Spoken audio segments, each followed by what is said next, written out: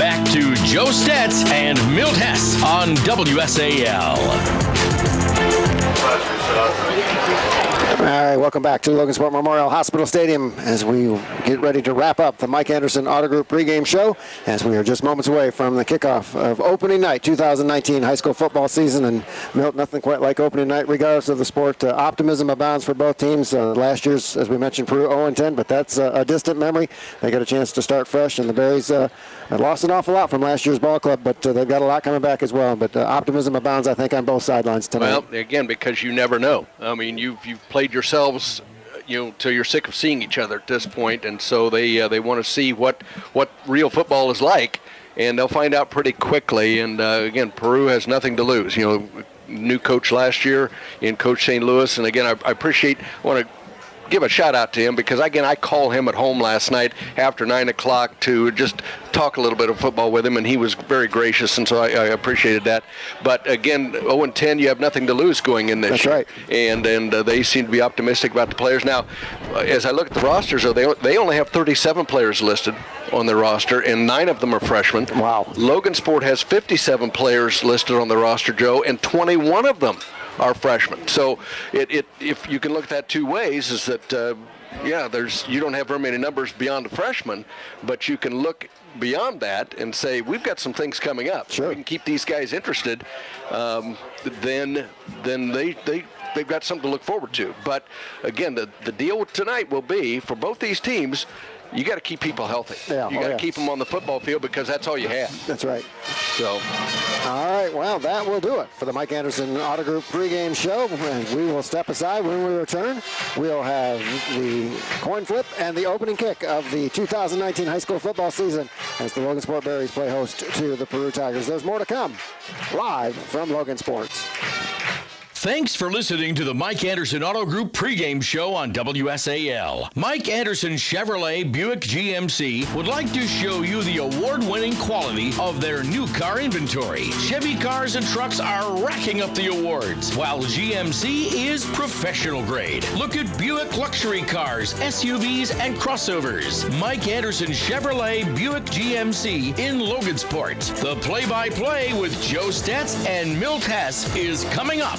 Plus, be sure and listen to the Logansport Memorial Sports Medicine Halftime Show, all part of WSAL coverage of Berries football on WSAL. At Security Federal, the customer experience is our top priority. Like summer nights and fireflies, we go better together. Contact Security Federal for all your banking needs. Member FDIC. Tyson Fresh Meats in Logansport is always looking to add to their family, and job opportunities are always possible. Tyson offers good benefits, above-average wages, and premium wages for skilled trades. More information can be found online at TysonFoodsCareers.com. Tyson Fresh Meats in Logansport wishes the best of luck to all of our local athletes. The end of summer means football season. It also means it's time to get your furnace checked. Call the professionals at Wilkinson Heating, Cooling, and Plumbing in Logansport. If you're ready to buy a new HVAC system, now's the time. You can save hundreds of dollars on their end of summer sale. Call Wilkinson's right now, 753-2208.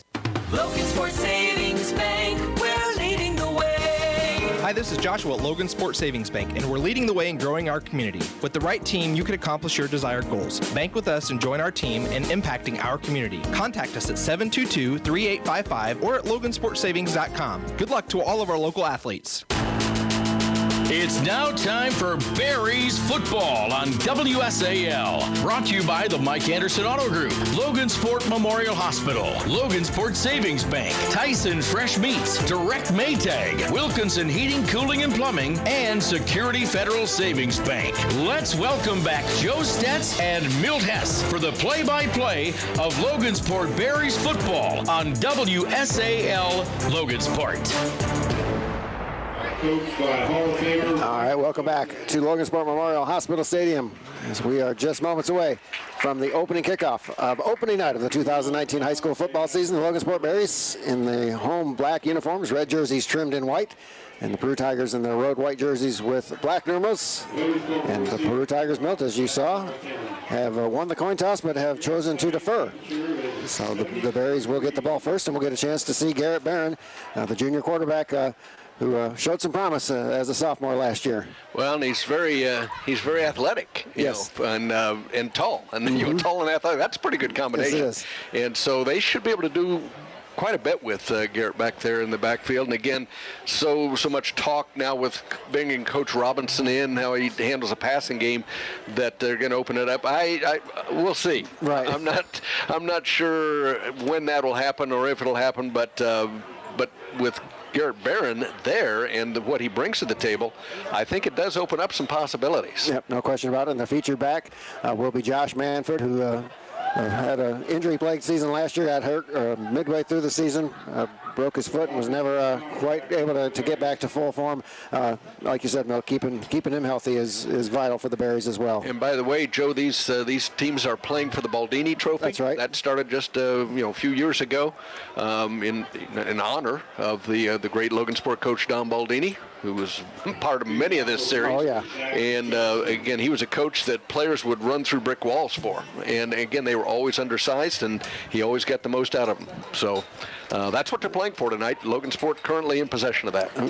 So as we mentioned, the Berries will get the ball first. Charlie O'Connor is back to receive the kickoff from the Peru Tigers. Probably the last you'll hear of me, Joe. If I'm going to try to keep stats, Okay. You probably won't hear much of me the rest of the game. Okay. And handling the kicking duties for the Peru Tigers is Zach Johnson. As we are just about ready to get underway. 7:03 official start time here at Logansport Memorial Hospital Stadium. A high kickoff fielded by one of the Berries upbacks at the 20. Manford's got some running across the 25, breaks a tackle across the 40, and he's going to be run out of bounds near the midfield stripe. Well, that's quite a luxury to have one of your upbacks, your starting fullback, Josh Manford, who knows what to do when he gets his hands on that ball. Yeah, that's not a bad guy to have up front, and that was against the wind, by the way. Yeah. So the wind pretty much out of the north, and so Zach Johnson was kicking directly into the wind there.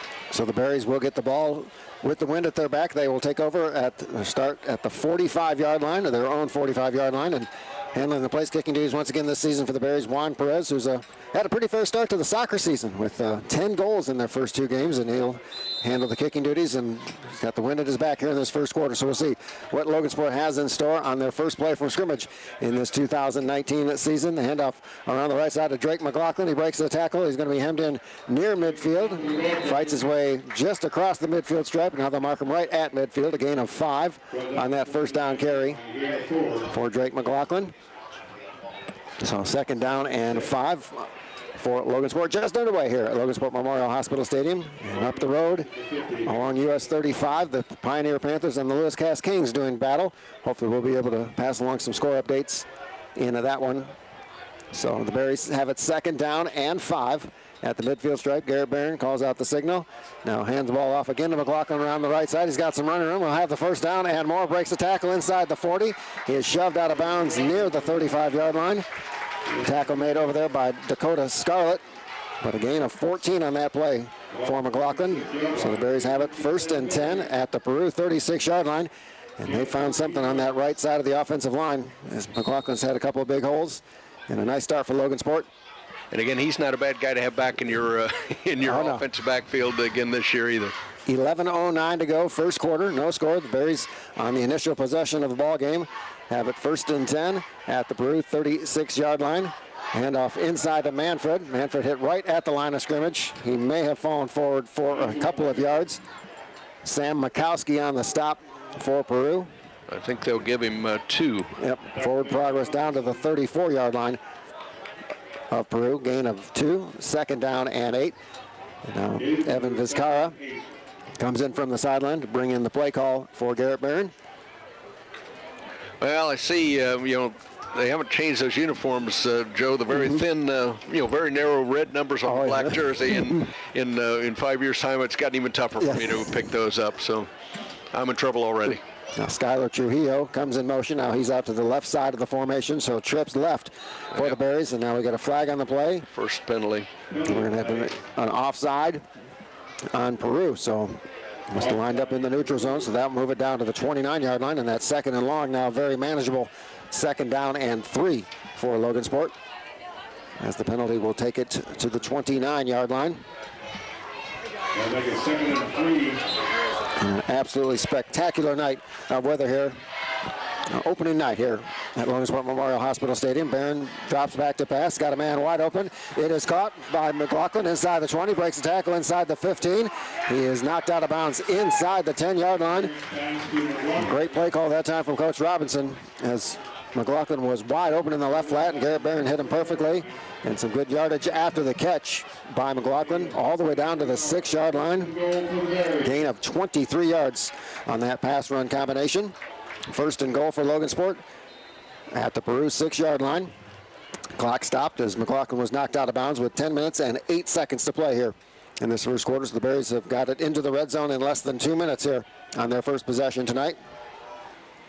Trujillo split out wide to the right for Logansport. Coming in motion now is McLaughlin. The handoff to Manfred. He's hit right at the line of scrimmage. He may have fallen forward for a yard. Give Josh 1 on that first down carry. Second and goal at the 5-yard line. Good penetration that time by the right side of that Peru defensive front. Based on what's happened with this drive so far, don't be surprised if Drake McLaughlin gets a chance to maybe try to push one in here on the first score of the game. And they found some business on that right side of the offensive formation, and put the ball spotted on the left hash. They've got that wide side of the field to work with. So see if that Coach Robinson does that. Here's the handoff to McLaughlin on the right side, and he will make it into the end zone. 5-yard touchdown run that time from Drake McLaughlin.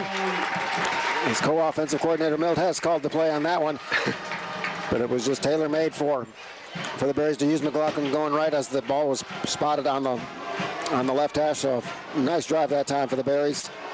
55-yard touchdown drive capped off by the 5-yard Drake McLaughlin touchdown run. And if my math skills are correct, I believe that was a 6-play, 55-yard scoring drive for the Berries. And Juan Perez to try the extra point. Snap is good, the hold is good, the kick is up. And the kick is good. 9:27 to go here in quarter number 1. And the Logansport Berries on top 7-0. And I'm sure Peru is thinking, oh boy, here we go again. This is kind of what happened last year as Logansport scored early and often en route to that 62-0 victory over at Peru. And at least on this initial drive, the Berries looked very good on offense on that drive.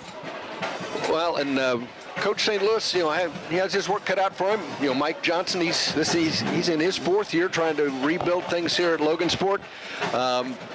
You don't going to get too excited. Again, he's in a rebuilding mode over there in Peru. And Coach Johnson knows that they're in that shape, so you don't get too excited here yet because, again, Peru's rebuilding, and I think just based on what I've heard about Coach St. Louis, if they give him a chance, he'll get things turned around over there. And, again, this is just first drive of the game, we haven't seen Logansport's defense yet. That's right.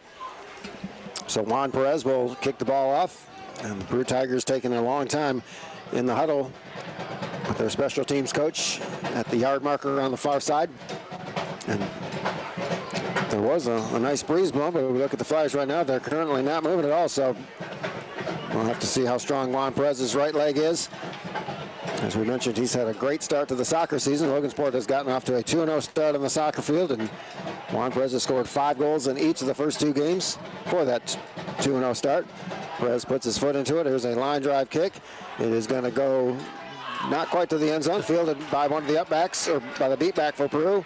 Breaks one tackle, but cannot break the second tackle. Charlie O'Connor makes the stop, as he is stopped right at the 10-yard line. Cade Townsend,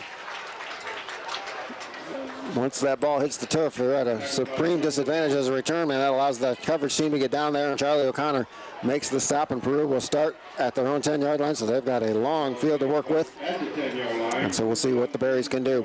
On defense, their offense off to a great start with the 6-play, 55-yard touchdown drive to take a 7-0 lead. 9 minutes and 22 seconds to play here in quarter number 1.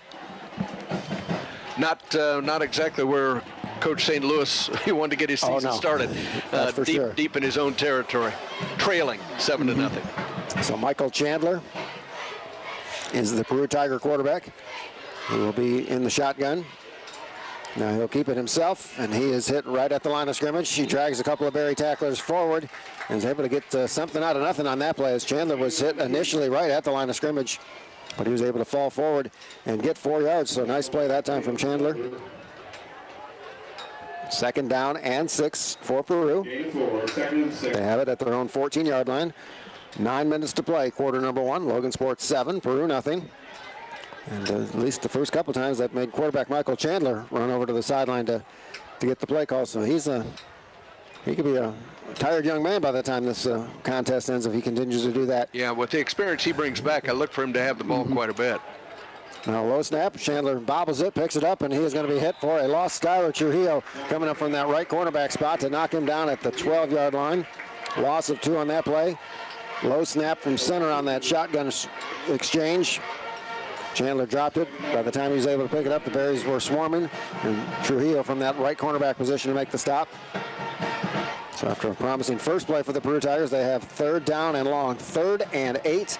They have it at their own 12-yard line.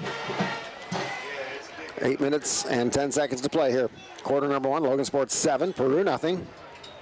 Just underway. Glad you could spend part of your Friday night with us here on AM 1230, FM 94.9, WSAL Logansport. Joe Stetz and Milt Hess bringing you opening night from Logansport Memorial Hospital Stadium. Now he's got a man wide open. It is caught, and he's got some running across the 40 into Logansport territory. Gets a great block, and he may score. 20, 15, 10, 5, and a touchdown. Matt Ross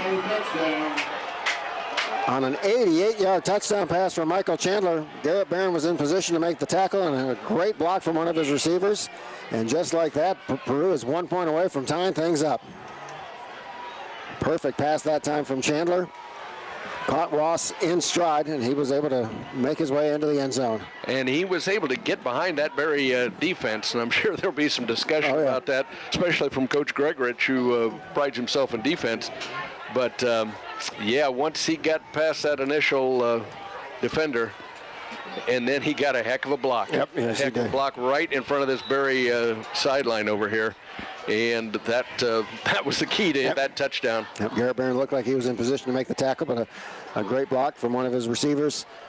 And it looks like Peru is going to go for 2s. They've got the swinging gate to the left, and now they bring it into formation, and now they will go back to the traditional PAT as Zach Johnson will try the point after touchdown with Chandler to hold with 7:41 to go here in this first quarter. Snap is good, the hold is good, the kick is up, and the kick is good. Oh! No good. Okay, they waited a long time for some dramatic effect. Looked like it was good from here, but the PAT is no good, so the Berries maintain the lead. Now it's just a 1-point lead, though, 7-6 with 7:41 to play here in this first quarter. And Coach Johnson with a talk with one of his safeties, a cornerback, who got beat on that 88-yard touchdown pass to Matt Ross. So these are the kind of things that you see on the first night of the season. With the blown defensive coverage, and credit Peru for not hanging their heads after that, giving up that touchdown. Had a long field to work with, but they found a way to get it done, and we've got ourselves a ball game at least here in the early going. 7:41 to go first quarter. Logansport 7 and Peru 6. Well, and when I talked to Coach Johnson on that pregame, I think that his biggest question, the coaching staff's biggest question, was the defensive side of the football. They knew they just weren't sure yet about the defense because, again, they've not played anybody but themselves at this point. So it was very interesting. I caught some of practice a couple of nights ago, and to see the new guys and how different styles. David Gregorich, I mean, he was all over that field. I mean, he's yelling. He's at the top of his lungs and everything. He's like a mosquito out there. And Coach Robinson, he's got both knees wrapped up out there, and he's 68 years old, and he's just calmly going up to a player. But there was a lot of coaching, I will tell you.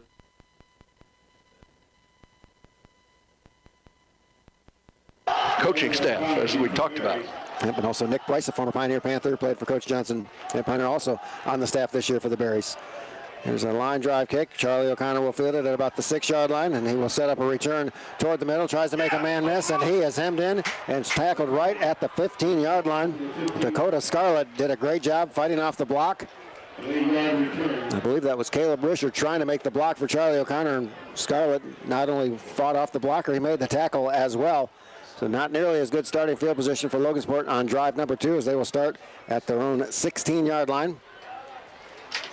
7:34 to go, first quarter. 16-yard line, 1st and 10. Logansport 7, Peru 6. Each team has had the ball once. Each team has scored a touchdown.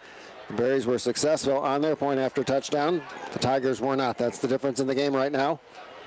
Logansport on top 7-6. We'll see what the Berries have in store on their second offensive possession of the night. Charlie O'Connor split out wide to the right for Logansport. Vizcarra in motion.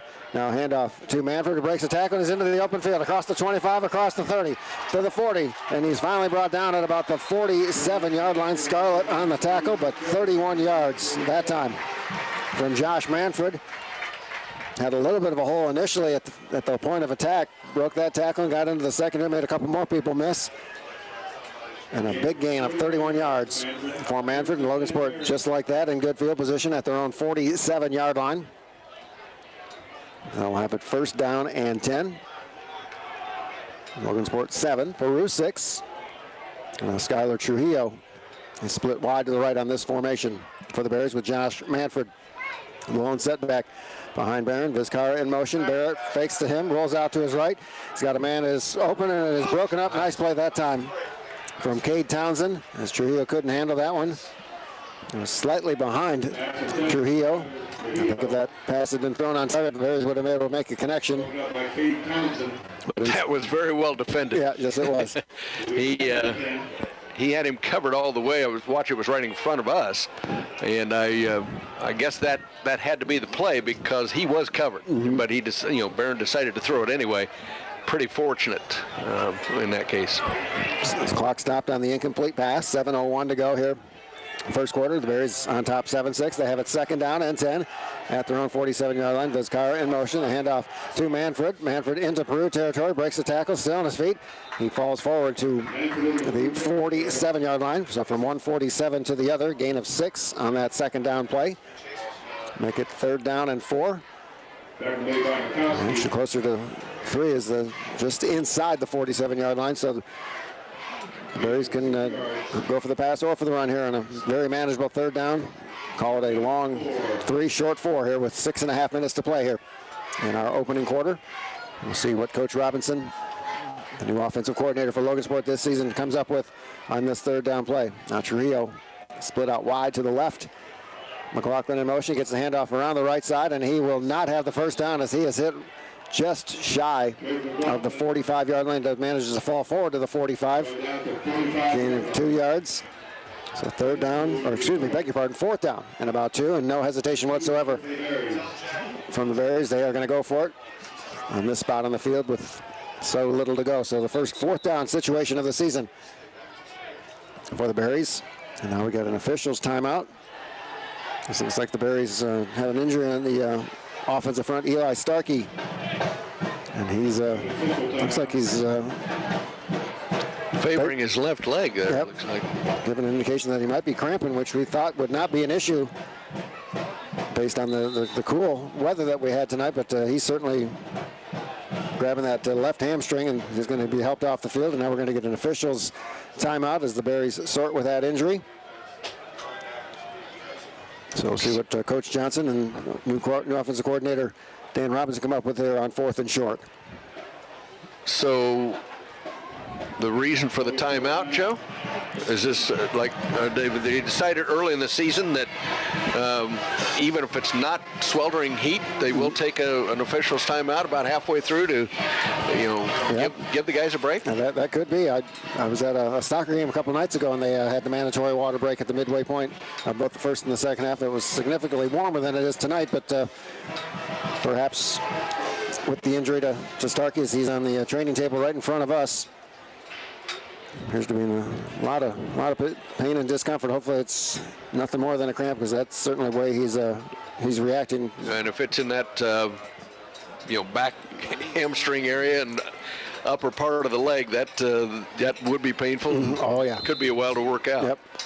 So here's what the Berries come up with: 4th down and 2. O'Connor McLaughlin in motion, and he is hemmed in and hit behind the line of scrimmage for a big loss. Jack Buckley blew that play up and lost back to the 48-yard line, and Peru takes over on downs on a fine defensive stand by the Tigers. So they will take over at their own 48-yard line. So as bad as things look for Peru on that first drive for Logansport, a complete change in the momentum ever since then. A big 88-yard touchdown pass. And now holding.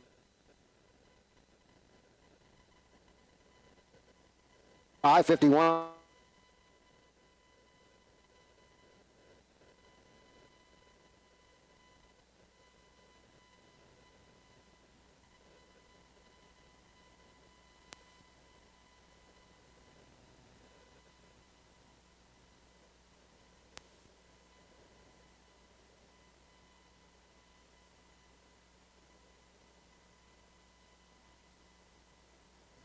Melissa from Michigan. I work an extra part-time job serving lunch at my child's school, but I still can't afford to put food on our table. Daniel from California. Choosing whether to pay the rent or pay to fix the car to get to work doesn't leave us with much at all. Now we can't even pay for meals. Hunger is a story we can end. End it at feedingamerica.org. Brought to you by Feeding America and the Ad Council. This is the story of a very special woman. Just a few knew about her superpowers. In a matter of seconds, she turned herself into a great mathematician. She masqueraded as a regular person at work, but as a superhero at home. Everyone knows her as Gabriella. I still call her Mom. Your hero needs you now, and AARP is here to help. Find the care guides you need to help, complete with tips and resources at aarp.org/caregiving. Brought to you by AARP and the Ad Council. Hi, it's Olivia Munn with my shelter pets, Frankie and Chance. Say hi, guys. When I adopted them, I discovered that they both have incredible personalities. Chance's sole purpose in life is to love and to be loved. Frankie is a little bit of a scoundrel and always entertaining. They're a little bit of a lot of things, but they're all pure love. Adopt pure love at theshelterpetproject.org. Brought to you by the Ad Council, the Humane Society of the United States, and Maddie's Fund. Nicely done that time by Dakota Scarlett. And he's inside the 40-yard line. McLaughlin was there in position, but credit Scarlett with some nice footwork to elude that tackle, get down to the 37-yard line. Picks up 6 on that 1st and 14, following the holding penalty. So Peru will have it 2nd down and 8. As the official did a nice job spotting the ball and then stepped on it as he was getting in position after re-spot the football, which is at the Logansport 37-yard line. 2nd down and 8 for Peru. Inside of 5 minutes to play here in this first quarter. The Berries on top 7-6, but Peru has something going here on their second offensive possession of the night. Chandler hands the ball off to his fullback. Not much running room that time. He does fall forward to the 35-yard line. 2-yard pickup that time from Braden Masters. As the student section is having some fun down there for the Berries. It will be 3rd down and 6 for Peru. And the last time they were in a 3rd and long, an 88-yard touchdown pass to Matt Ross. So the Berries will have to be mindful of the passing game. And also Peru in 4-down territory from this spot on the field. So 3rd down and 6 for Peru at the Logansport 35-yard line. Majors comes in motion, low snap. Chandler is able to get it off the turf, and he's under heavy pressure, and he is sacked for a loss. Great job defensively that time by the Berries, as that was Braden Geyer, who you talked about, Coach Johnson talked about in the pregame show, and he comes up in a big way. Loss of 8 on that 3rd down carry, so 3rd down play. So now it is 4th and a bunch, 4th down and 14. We said that Peru might be in 4-down territory. They still might be, but now a whole lot longer with 4th and 14. And it looks like the Navy punt is Michael Chandler.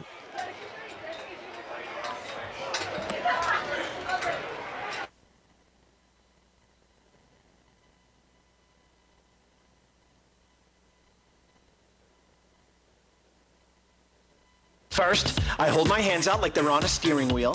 Then I look over my shoulder. 1, okay, cool guy. 2, 3 times. Next, oh, I put it in reverse. Meep, meep, meep. Then I take it up and down, up and down. And that, kiddos, is called the forklift. Dance like a dad. It's a great way to make a moment with your kids. Now that's dancing. sure beats flossing. Visit fatherhood.gov. Brought to you by the U.S. Department of Health and Human Services and the Ad Council. Uh-oh, Brad's buzzed. Oh, yeah? Yeah, he's starting with the woots. And now a speech. I just want to say that friendship is about heart and brain. Who's with me? Good thing is, he knows when he's buzzed. And my brain is saying, when it's time to go home, somebody call me a ride. Love that guy. Me too. Know your buzzed warning signs? Call for a ride when it's time to go home. Buzz driving is drunk driving. A message from NHTSA and the Ad Council. You took the first step and quit smoking, but even former smokers...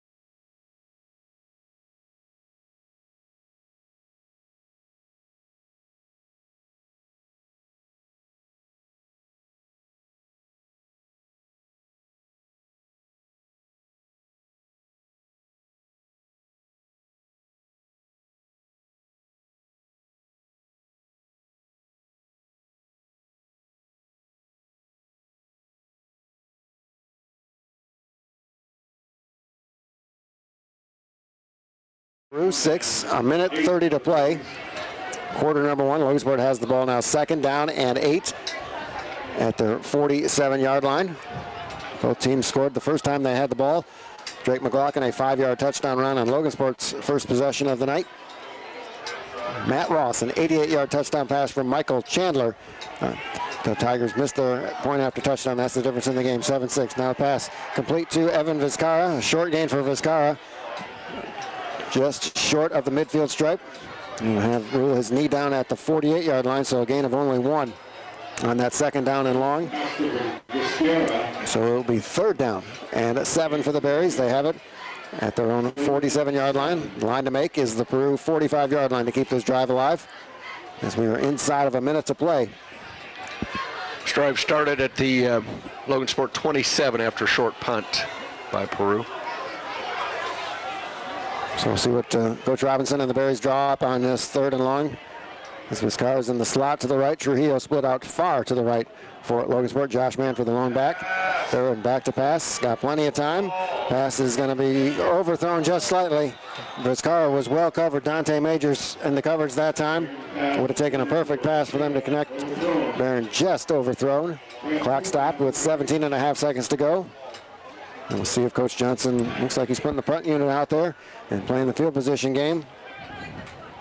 Not a bad decision.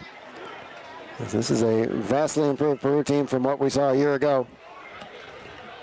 Although it was looking like deja vu all over again following that first drive, and Logansport went 55 yards in 6 plays in just over 2.5 minutes. But Peru has stiffened up since then, and we've got ourselves a ball game. And Juan Perez will handle the punting, or beg your pardon, that's Charlie O'Connor to handle the punting duties, and Logansport will take a timeout, and maybe not the worst decision for Coach Johnson. First punt of the season, opening night. They still have all 3 of their timeouts left, now down to 2, just to make sure that they have absolutely everything on the same page with 17.5 seconds to play in quarter number 1. But you do, again, what wind there is still out there, it is behind you, so you do have a chance to, again, pin them deep in the closing stages of the quarter here. Not that would make a big difference because Peru's going to get it and turn around and get the win behind them. Right.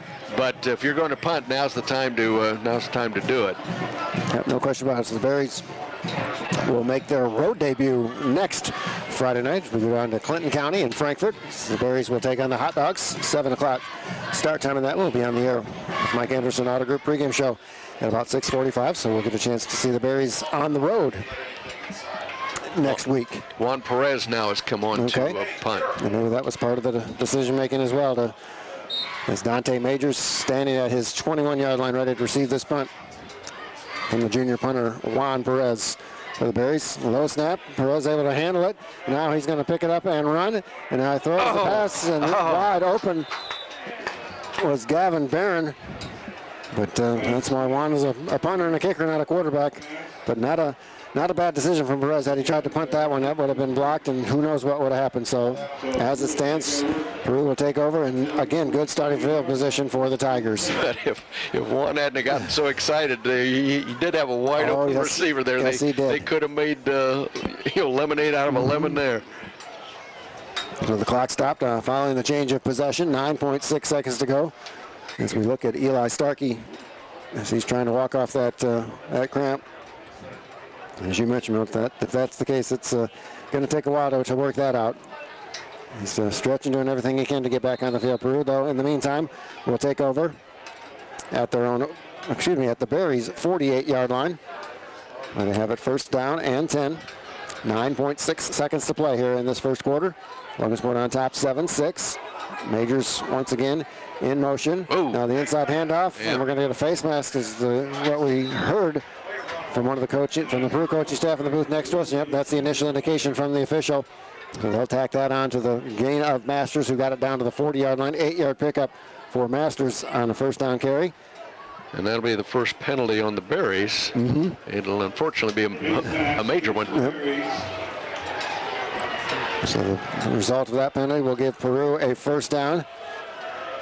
I think we'll mark it. I didn't see a personal foul indication, but it is a major 15-yard penalty on the Berries. This will take it all the way down to the 25-yard line, where Peru will have it first down and 10. As the Tigers hustle to the line of scrimmage. Time for one final play in this first quarter, with Logansport on top 7-6.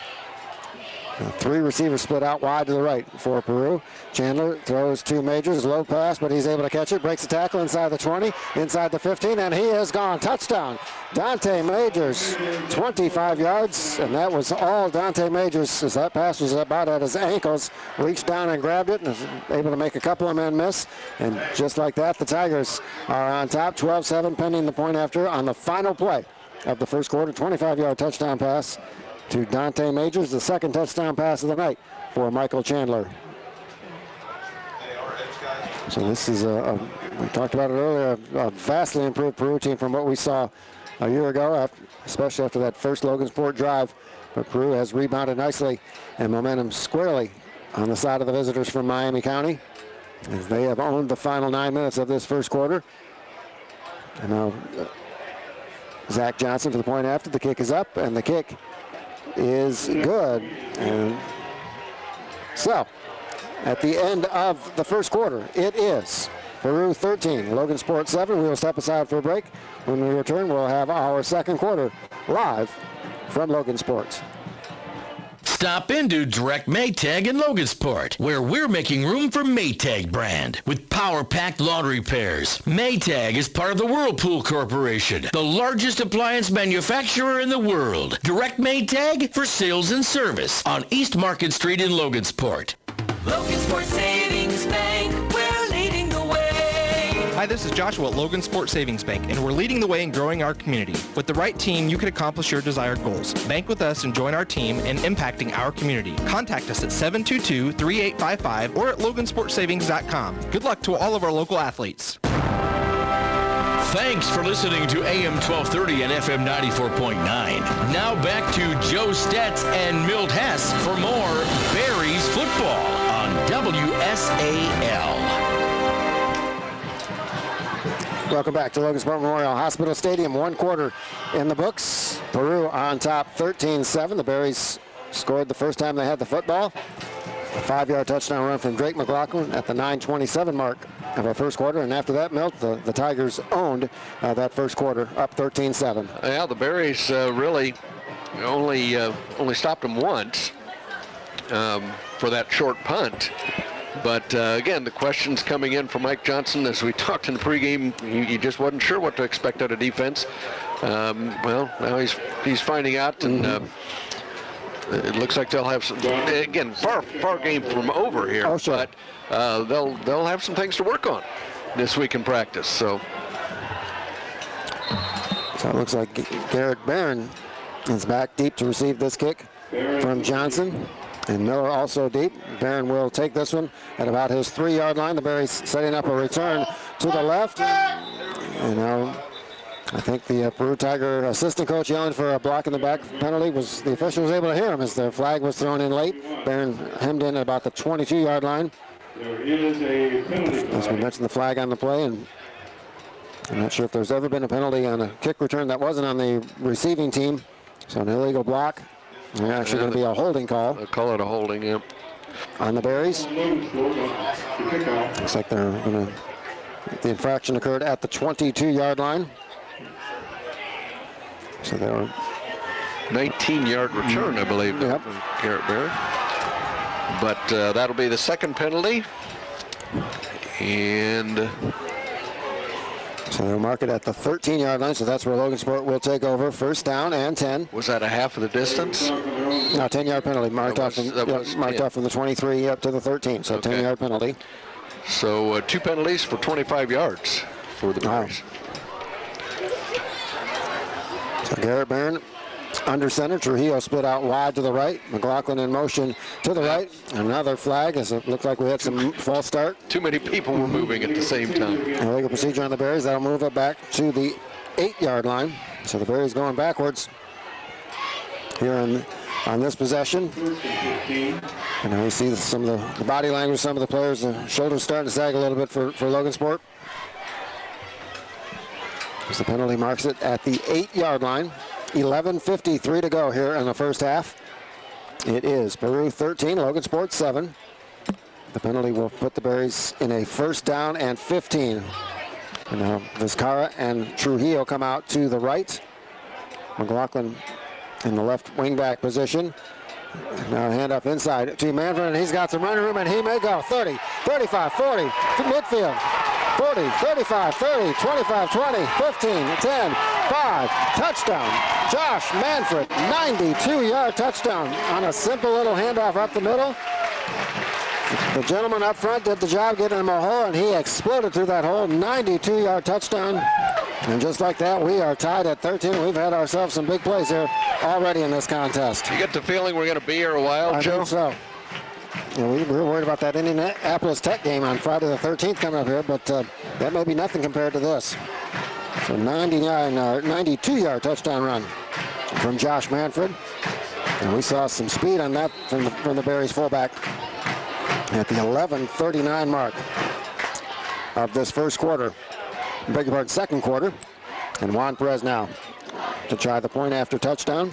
As McLaughlin will be the holder. Low snap. McLaughlin couldn't field it on a hop, and he is going to be tackled right there. So McLaughlin did all he could trying to short hop that low snap. But the bad snap did not allow Juan Perez to attempt the extra point, so point after is no good. So we are tied at 13 as each team has converted an extra point and each team has missed an extra point, leaving us in a 13-13 tie with 11:39 to go here in our first half. Rare occasion where your touchdown run was longer than your touchdown drive. That drive actually started on the 13-yard line, right? Correct, and ends up with a 92-yard touchdown run.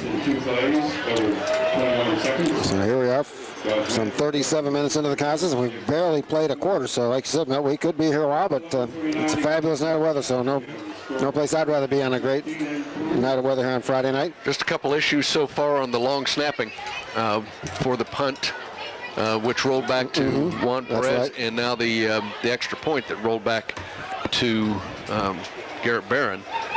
Or was that Drake McLaughlin? Yeah, Drake McLaughlin. Sorry. So we some issues to get taken care of there. But first game of the season, and you have to have something to work on in practice, Joe. You don't want to play your perfect game the first game out, or what the heck do you do the rest of the week? That's right. So, but we've had a lot of action here in the early going, just 21 seconds into our second quarter. It is tied at 13. Dante Majors is back deep, along with Dakota Scarlett. Field this kick from Juan Perez. And based on what I've seen out of Mr. Majors, I'd like to see anyone besides him handle this one, see if Perez tries to kick it away from him. And like I said, kicks it right to Dante Majors, who fields it on the run at the 18-yard line across the 25, makes one man miss, across the 35. He's still on his feet, and he is all the way out to near the 40-yard line. And I'm not sure, Coach Garmer pointing at something. I think he saw an illegal block that was not called. Coach Johnson out on the field, so Coach Garmer saw something the officials obviously did not see, so no flag on the play. Peru with great starting field position once again. Following a 22-yard kickoff return from Dante Majors. They have a first down and 10 at their own 40-yard line with 11 and a half minutes to play in our first half and a 13-13 tie. So fourth drive of the night for the Tigers, 2 touchdowns and a punt. As Eli Starkey continues to stretch out that hamstring, trying to get back on the field. Still on the sidelines with the helmet off. He's a bit stiff over there. Yep. Now handoff to Scarlett. Doing a nice job, though, of stringing that out is Skylar Trujillo, and now he gets some help from his other players and a tackle for a loss. Nice job that time from Trujillo to string that out, and then Drake McLaughlin came in to clean it up for a yard loss. As that play never could quite get developed for the Tigers. And credit Trujillo with a nice job. And then McLaughlin coming in to clean it up for a 1-yard loss. Second down and 11 for Peru. 11 minutes to play in our first half. Tied at 13 here on opening night at Logansport Memorial Hospital Stadium. I invite you to stay tuned for the Logansport Memorial halftime show coming your way. Ironically enough, at halftime here in Logansport. Second down and 11 for the Tigers. We have 2 receivers to the right, 2 out to the left. And now Scarlett in motion. Back to pass is Chandler. Majors has had it complete, and Garrett Barron did a nice job breaking that one up as he hit Majors as soon as he made contact with the football. Pass is incomplete. Perfectly timed play that time from Barron to result in the incomplete pass. And that is the first incomplete pass, if I've figured things correctly, for Michael Chandler. He was 2 for 2 with that touchdown, that long touchdown pass. But, yeah, defensively, that one was played well here on this right side of the Berry defense. Yep, so that incompletion will go against Chandler, but it was a perfect pass, but a better defensive play that time from Barron to cause that incompletion. Third down and 11 for Peru. They have it at their own 39-yard line, 2 receivers out to the left. Now Majors comes in motion. He'll get the pitch around the left side, breaks the tackle. He's got some run room across the 45, into the secondary, inside the 40, and he is gone. 25, 20, 15, 10, 5, touchdown. Dante Majors, 61-yard touchdown run. And you talked about it in the pregame show that the Majors has some athleticism. Boy, oh boy, that was on full display there. 61-yard touchdown run, and Tigers back on top. And if I'm not mistaken, they didn't have that available to them last year. Correct. Dante Majors was not part of this team last year, was he? No, he was not. Nope. He was on the basketball team, but not on the football team for Peru. So we have played a minute 36 here in the second quarter. We already have had 2 touchdowns. This has been a wild one here at Logansport Memorial Hospital Stadium. The Tigers on top 19-13 with the point after to come from Zach Johnson to try his 3rd point after. He has plenty of leg. There's no yes, he does. He is 1 for 2 on the night. Not a good snap, but a good job by Chandler to put it down. The kick is up, and the kick is good, so credit Michael Chandler with a nice job as that snap was to the right. But Chandler was able to get it down, and the Tigers are on top now 20-13 with 10:24 to go. And Coach Johnson told you he was not sure what he had coming back on defense. One thing that they've just not had an answer for Dante Majors is he has been outstanding tonight for Peru so far. No, there's some athleticism there that the Berries cannot keep up with at this stage of the game. And And we've also noticed here early on some tackling issues for the Berries, Joe. They are missing some tackles. They've been in position a couple times and not been able to make that tackle, which has led to extra yardage. So the Berries, once again, are behind by a touchdown, 20-13 Peru. On top with 10 minutes and 24 seconds to play in our first half. Just looking across the way, Peru packed the visitor stands are filled up quite nicely for the Tigers. Unfortunately for them, they're looking into that bright sun. That will not be an issue once we get into the second half, but in the meantime, they're staring into the sun. Meanwhile, the Berry fans basking in the shade here on an absolutely spectacular night of weather here at Logansport Memorial Hospital Stadium. Well, that's credit to Peru and their support, because, again, this team was 0-10. They don't know what they're going to get this year out of an 0-10 team from last year, and they have quite a bit of support over there. Oh, they sure do. On the opposite side. And, of course, the Berry side is really full over here. So, again, lots of people taking advantage of this perfect night for high school football. Charlie O'Connor and Garrett Barron are back to receive this kick from Zach Johnson. Both are standing inside the Logansport 10-yard line.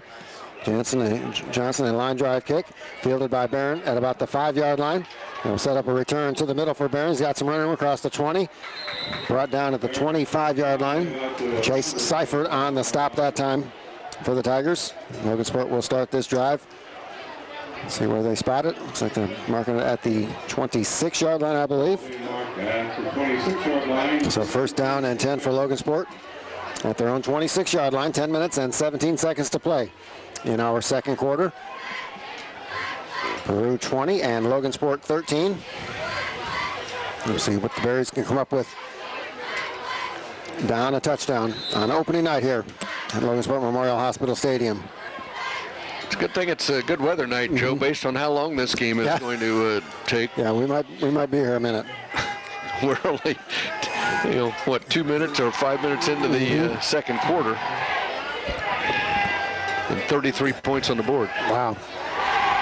Now, handoff inside to Manfred, and he is hemmed in after a minimal gain. Give him one out to the 27-yard line for Josh Manfred. Sam Mikowski in on the stop for Peru. Second down and 9 for Logansport. As we are inside of 10 minutes to play in our first half. Peru on top of Logansport 20-13, a far cry from what we saw last year over at Peru High School. Logansport scored early and often and cruised to an easy 62-0 victory. But that was a long time ago. This is a much better Peru Tiger team. Now McLaughlin in motion to the right side to get the handoff around the right side. He's going to be across the 30. And maybe mark him right at the 30. Give him 3 on that second down pickup. Set up third down and long for the Berries. Third down and 6. The line to make for Logansport, their own 36-yard line to keep this drive alive. 9 minutes, 15 seconds and counting here in the first half. Peru on top 20-13. Well, Drake McLaughlin had a great first quarter. I think he had like 32 yards rushing and 23 yards receiving. That's his first carry of the second. Faking the handoff to Manfred. The pass is low. It is almost caught by Trujillo. He tried to make a diving stop, but that was right in front of the official. They say he trapped it. It was good play action that time from Barron, and Trujillo was open. Unfortunately, he underthrew it slightly. It looks like the Coach Johnson will send out the punt unit. And a tough break for the Berries that time as they had the right play called and had the man, Trujillo was open, but Barron just underthrew it slightly for that incomplete pass. And it looks like Charlie O'Connor. And Charlie's, I want to punt, Coach, but he got called back, and Juan Perez will handle the punt duties. And the dangerous Dante Majors back in single safety formation to receive this punt. And now it looks like we're going to get another timeout from Coach Johnson. As the last time they tried to punt, it didn't work out so well. Wants to try to eliminate that mistake. And Charlie O'Connor. Well, I'm not sure what, unless the play clock was running down, because obviously you're going to punt here. Yeah. There's no question about the decision when you're on your own 30-yard line and trailing 20-13, but they may be talking about direction of the punt. Remember who's back there. Exactly. We don't want to kick it to him. But again, they have not punted the ball yet. That's right, Joe. They've not. They've given it up on downs, and they have had a missed punt opportunity when the snap was bad. So they're still looking for their first punt of the night. And looks like the long snapper, Evan Vizcarra, a couple of practice snaps to one of the assistant coaches during the timeout as well. So perhaps that was the purpose of that timeout call, to give Vizcarra some reps to make sure he snaps it good to the punter, Juan Perez, who's standing at his 18-yard line. And now Majors moves up a little bit. He's up near midfield, so he may be looking for a short directional kick as well. So we'll see what the Bears can do in this punt situation. A high snap, but Perez is able to come down with it off the side of his foot, but at least he kicks it away from Majors, and he gets a good bounce off this artificial turf, and it'll roll inside the 40-yard line.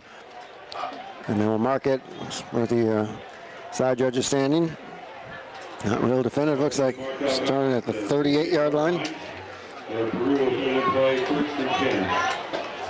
Well, the Berries defense needs to figure it out now. Oh, yeah, no question about it. Because obviously they're not going to be able to dominate offensively like they did last year, so they've got to shut the faucet off at this point and keep themselves in this ballgame. Now, the other thing to watch for, Joe, is we talked about to Coach Johnson depth, but Coach St. Louis has even less. That's right. Berries have 20 more players on their roster, and so except heat is not an issue. No, but length of the game might be. That's for sure. 1st and 10 for the Tigers at their own 38-yard line. Now Chandler option right, keeps it himself across the 40-yard line. Falls forward to about the 43-yard line, gain of 5 on that play. Garrett Barron with the stop, following a 5-yard gain. The Tigers going to the option of the short side of the field. And Chandler did a good job getting as much as he could out of that play. 2nd down and 5. 8 minutes, 20 seconds to play, first quarter. Peru on top, 20-13. Did have a quarter score from the big county matchup in the first, I believe it's first quarter. Lewis Cass leading Pioneers 7-0. Wow. And the Kings had themselves a pretty good season last year, and I'm looking for better things this season down at Walton. Now the handoff to Scarlett around the right side across the 45-yard line. Across midfield, he'll have the first down. As Barron was trying to strip the ball away from Scarlett, very nearly did, but Scarlett had both hands wrapped around that football, was able to hang on to it. And he'll have a first down in Logansport territory out to the 49-yard line. 8-yard pickup on that play from Scarlett. And they will rule that he was tackled inbounds, so the clock restarts after the chains move. 7 minutes, 45 seconds to play in our first half. The Berries trailing Peru 20-13. Now Dante Majors in the slot to the right. Cade Townsend split out wide to the left for Peru. Chandler once again in the spread. Back to pass. Here's Chandler. Pass is thrown for Townsend, who makes the catch in stride, and he is gone. 15, 10, 5. Touchdown. What a pass that time from Chandler. 49-yard touchdown pass to Cade Townsend. And you saw it. You called it, Milt. He had him, and it was a perfectly thrown ball to Chandler. Or, excuse me, to Townsend from Chandler. So the Tigers on top, 26-13. With 7:24 to go here in this first half, as we've had an offensive explosion here in this second quarter. 3 touchdowns in less than 5 minutes. And Peru with 2 of those touchdowns. And a 49-yard touchdown pass to Cade Townsend. So that is the,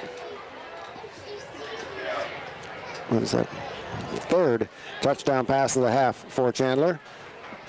Snap is good, the hold is good, the kick is up, and the kick is good with 7:24 to go in our second quarter. And the Peru Tigers on top, 27-13, and the capacity crowd here at Berry Stadium on the Logansport side of the field, Milt, a little shell-shocked after that great start, especially after what happened last year. I'm not sure anyone was expecting the way the Peru Tigers have bounced back, but credit Peru for doing a great job. Following that first drive, they have owned this football game on top, 27-13. Well, and so far a lot of their success has come against that left side of the Berry defense. You know, some runs, some passing, but it's been down that left side. So obviously Peru has found something over there, and that appeared to be one-on-one coverage. And once he broke to the inside and got that stride, Chandler just was able to throw the perfect pass. So Coach Gomer spending a lot of time with his special teams unit and that kick return unit just inside the numbers on the near side here. Peru is already on the field ready to kick it away. And now the officials saying, okay, it's time to break it up, fellas. So the Berries will send Skylar Trujillo back. Looks like he is, at least initially, is the only deep back for Logansport. Then Jeremiah Miller, freshman, will join Trujillo in the back. So the Berries have had several different return men here in this first quarter and a half. And now Trujillo and Miller, we'll see what they can do as Zach Johnson, who might be a tired young man by the time it's all said and done here at Logansport Memorial Hospital Stadium, with another kickoff for the Tigers. Johnson, a line drive kick fielded by Miller. He'll take it at the 2-yard line. The Berries set up a return right up to Miller, up the middle. Now Miller tries to break it to the outside, run into his own man, and he is hemmed in at about the 23-yard line. Jack Buckley on the stop for Peru, and another long field for the Berries. And Old Mo is clearly on the side of Peru, and they are an inspired football team right now with a 2-touchdown lead with 7 minutes and 14 seconds to play. Logansport will start at their own 23-yard line. They set it back here, Joe. Okay, back to the 22. Yeah, they're waiting for me to write down 23, so make it the 22-yard line for Logansport. First down and 10. Barron rolls out to his right. He's got a man open in the flat. It's caught by Vizcarra. He's across the 30, and he'll have the first down. Nice job that time. Out to the 34-yard line. They will spot it. Gain of 12 on that first down play, so a first down for the Berries. And that was a confident-looking pass that time from Barron. Had Vizcarra wide open in the flat, hit him in stride, and a first down for Logansport with 7 minutes to play in our first half. They're now 3 out of 6 passing the football. Logansport trailing Peru 27-13. And now 3 receivers split out to the left, to the wide side of the formation for the Berries. Josh Manfred, single setback behind Barron. Barron fakes it to Manfred. Passes to McLaughlin wide open, and he makes the catch to the 50. Breaks the tackle inside the 40, down the sideline, inside the 30. Knocked down about the 27-yard line. Levi Strong on the stop there. What a nice play that time, and a good pass. Down to the 27-yard line. It's a gain of 39 yards? 39 yards on that pass and run combination. So the Berries in business. First and 10 at the Peru 27-yard line. Clock running, 6 minutes, 20 seconds to go, first half. Peru 27, Logansport 13. The Berries looking to get right back in this contest. Now McLaughlin in motion to the right, gets the pitch around the right side. He's got some blockers, and he's got some room around the right side. He'll have close to the first down yardage, and I believe they will give him first down as the tackle made down at the 16-yard line. An 11-yard pickup that time. And a nice pitch that time from Garrett Barron as McLaughlin was in motion to the right, and Barron did a nice job with that pitch, hitting him in stride. He was able to have a full head of steam going around that right side. And it looked like it might have been Evan Vizcarra that threw a pretty good block out there around that right end as well. So another first down for Logansport. They have it first and 10 at the Peru 16-yard line. 5 minutes and 50 seconds to play in our first half. Peru on top 27-13 and a high-scoring affair on opening night. Now handoff inside to Manfred, and he is hit right at the line of scrimmage. Masters in on the stop, along with Draven Waters for Peru. They'll give him just inside the 15-yard line, so about 1.5 yards, maybe 2-yard carry on that first down play to leave it second down and 8 for the Berries. Garrett Barron over to the sidelines to get the call from Coach Robinson and Coach Johnson, and we'll see what Logansport dials up here. Second and 8, trailing 27-13. Score earlier, in case you missed it, Lewis Cass was on top of Pioneer 7-0 at the end of one at the pit in Pioneer. Now Barron from the shotgun for the first time tonight, fakes the handoff to Vizcarra, keeps it himself, and he'll keep it. He's got some room to the 5. He dives to the goal line, and he is going to be marking just short of the goal line, but it will be a first down. So first time the Berries in that shotgun formation, I believe, and the read option ran perfectly that time for Barron. Was that a 13-yard? Yep. So first and goal for the Berries. 13-yard pickup that time from Garrett Barron. Clock stopped as he was knocked out of bounds. 4:48 to play in our first half. The Berries in the red zone, knocking on the door to try to get back to a one-score game. McLaughlin around the right side. He is tackled though immediately and hit for a loss.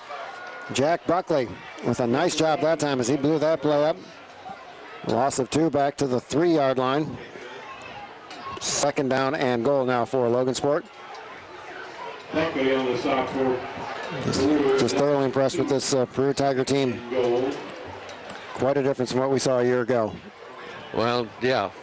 You didn't see any defense or any scoring out of the last year. You've seen both tonight, so they've turned it completely around. And then we see Eli Starkey, who's now got some ice wrapped around that hamstring. He's just doing anything he can to try to get back out there. Handoff inside to Manfred. He is close to the goal line. He is hemmed in and pushed back. He is just short of the goal line. He did get down to the 1, so he gets the 2 yards back that they lost on the previous play. And now it will be third down and goal for the Berries. And credit Peru with a great goal line stand so far, as they've had the Berries had it first and goal at the 1, and they now have it third and goal at the 1. They've not been able to get in to the end zone, so we'll see. A huge situation here right now. If Peru can hold the Berries at bay here on this third down and goal. Manfred, the lone setback. Barron will keep it himself, and he will fall, I believe, in the end zone for a touchdown, and he does. Touchdown for Garrett Barron on a 1-yard quarterback keeper. Comes at the 3:21 mark, and the Berries pending the point after will be back within 7. Those snaps have, center snaps have been an issue. And it looks like that's the first fireworks tonight, isn't it? I think so. That's the third score for the Berries, but I think the first firework. It looks like the Berries are contemplating going for it, because I don't see the kicking unit out there, so the Berries will go for it. So perhaps the bad snap has caused Coach Johnson maybe to rethink his strategy here on the point after touchdown. So Logansport will go for 2. Trailing by 8, 27-19. Barrett rolls out to his right. Got a man wide open, McLaughlin, and he makes the catch and runs into the end zone for the point after 2-point conversion. So nice job that time. Good play call. You saw it right away. Saw McLaughlin open in the flat. And I think Barron had the pass run option that time. And there was only one defender out there. He tried to go after Barron. Once he saw that, it was an easy pass to McLaughlin for the 2-point conversion. The Berries now back within 6, 27-21 with 3 minutes and 21 seconds to play in quarter number 2. I'm sure the coaches probably wouldn't agree, Mel, but this has been a lot of fun to watch this from a fan's perspective. Lots of action, both sides of the field. Well, I'd say, yeah, not exactly, I don't think, the way you hope it comes out as a coach, but from a fan standpoint, great game. And again, at least each team is in this thing. You know, nobody's blowing out anybody. Everybody's scoring. Yep. But each one so far is able to keep pace with the other one. So this, again, looks like we're going to be here for a while. Oh, yeah. So it's 8:05 Eastern Daylight Time. So we started at 7:03. So just over an hour into the books. We invite you to stay with us for the Logansport Memorial halftime show coming your way here in just a couple of minutes, as we'll recap a wild first half, which still has 3 minutes and 21 seconds. And the way these two teams have moved the football, we have time for another touchdown or two, especially with the dangerous Dante Majors and Cade Townsend back to receive this kickoff from Juan Perez. It's the wind not blowing as fiercely as it was at the start of the game, but there is a little bit of a breeze, and whatever it is in the face of Juan Perez as he goes to kick this ball off. Puts his foot into it, end over end kick. Townsend will field it at his 11-yard line. Sets up a return up the middle, makes a one-man miss, and he is brought down just short of the 30-yard line. They'll spot it at the 29-yard line, I believe, and that's where Peru will start this series with 3:14 to go. With the Tigers on top, 27-21. I'm sure Coach Johnson would love to go into halftime just down 6, especially the way Peru has moved the ball here tonight.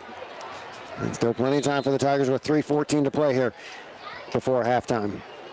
That was Scarlett that returned that? Townsend. That was Townsend. Okay. 1st and 10 for Peru. Chandler from the spread. Scarlett in motion. Option right. Good pitch now this time to Scarlett. Breaks one tackle. Now we got a flag in the middle of the formation. This tackle made over there by Caleb Miller. Following a 2-yard gain, we'll check the penalty. That's in the area where we normally find offensive holding. So we'll have to wait and see. And that appears to be the indication it's going to be against Peru. And it is holding on the Tigers. So a 10-yard mark off from the spot of the infraction. Looks like that holding occurred at about the 32-yard line.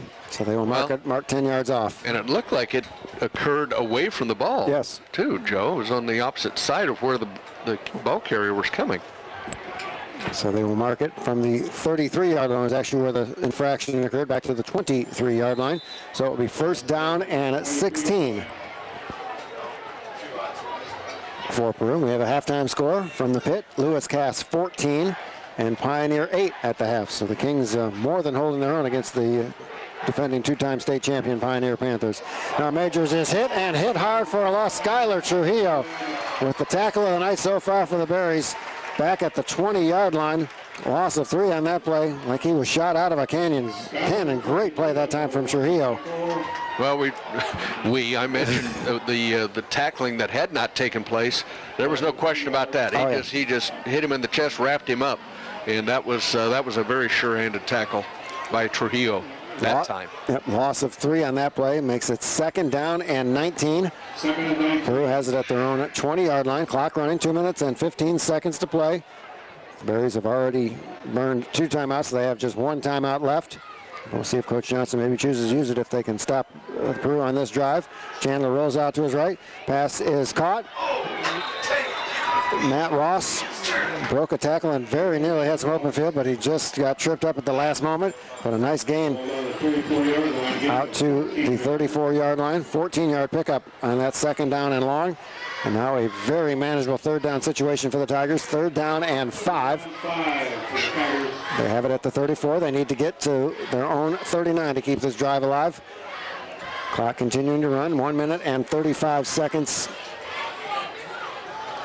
to play here before halftime. Now Townsend splits out wide to the left. Majors split out to the right. Scarlett in motion. Now the handoff to Majors. Breaks one tackle. Makes Barron miss. And now he's in the open field. And he is gone. 35, 30, 25, 20, 15, 10, 5. Touchdown, but we do have a flag back at the 37-yard line. And this may come back as Dante Majors continues to show his amazing speed. But this may be all for naught. And we're going to get a holding penalty on Peru. And boy, oh boy. There are big penalties and there are big penalties, and this is absolutely huge to wipe off the touchdown. But well, that was the only thing that was going to stop Dante Majors there again. The Berries just have no match for his speed. And once he breaks that initial tackle, there's nobody that's going to catch him. No. They don't have anybody on the field who can keep up with him.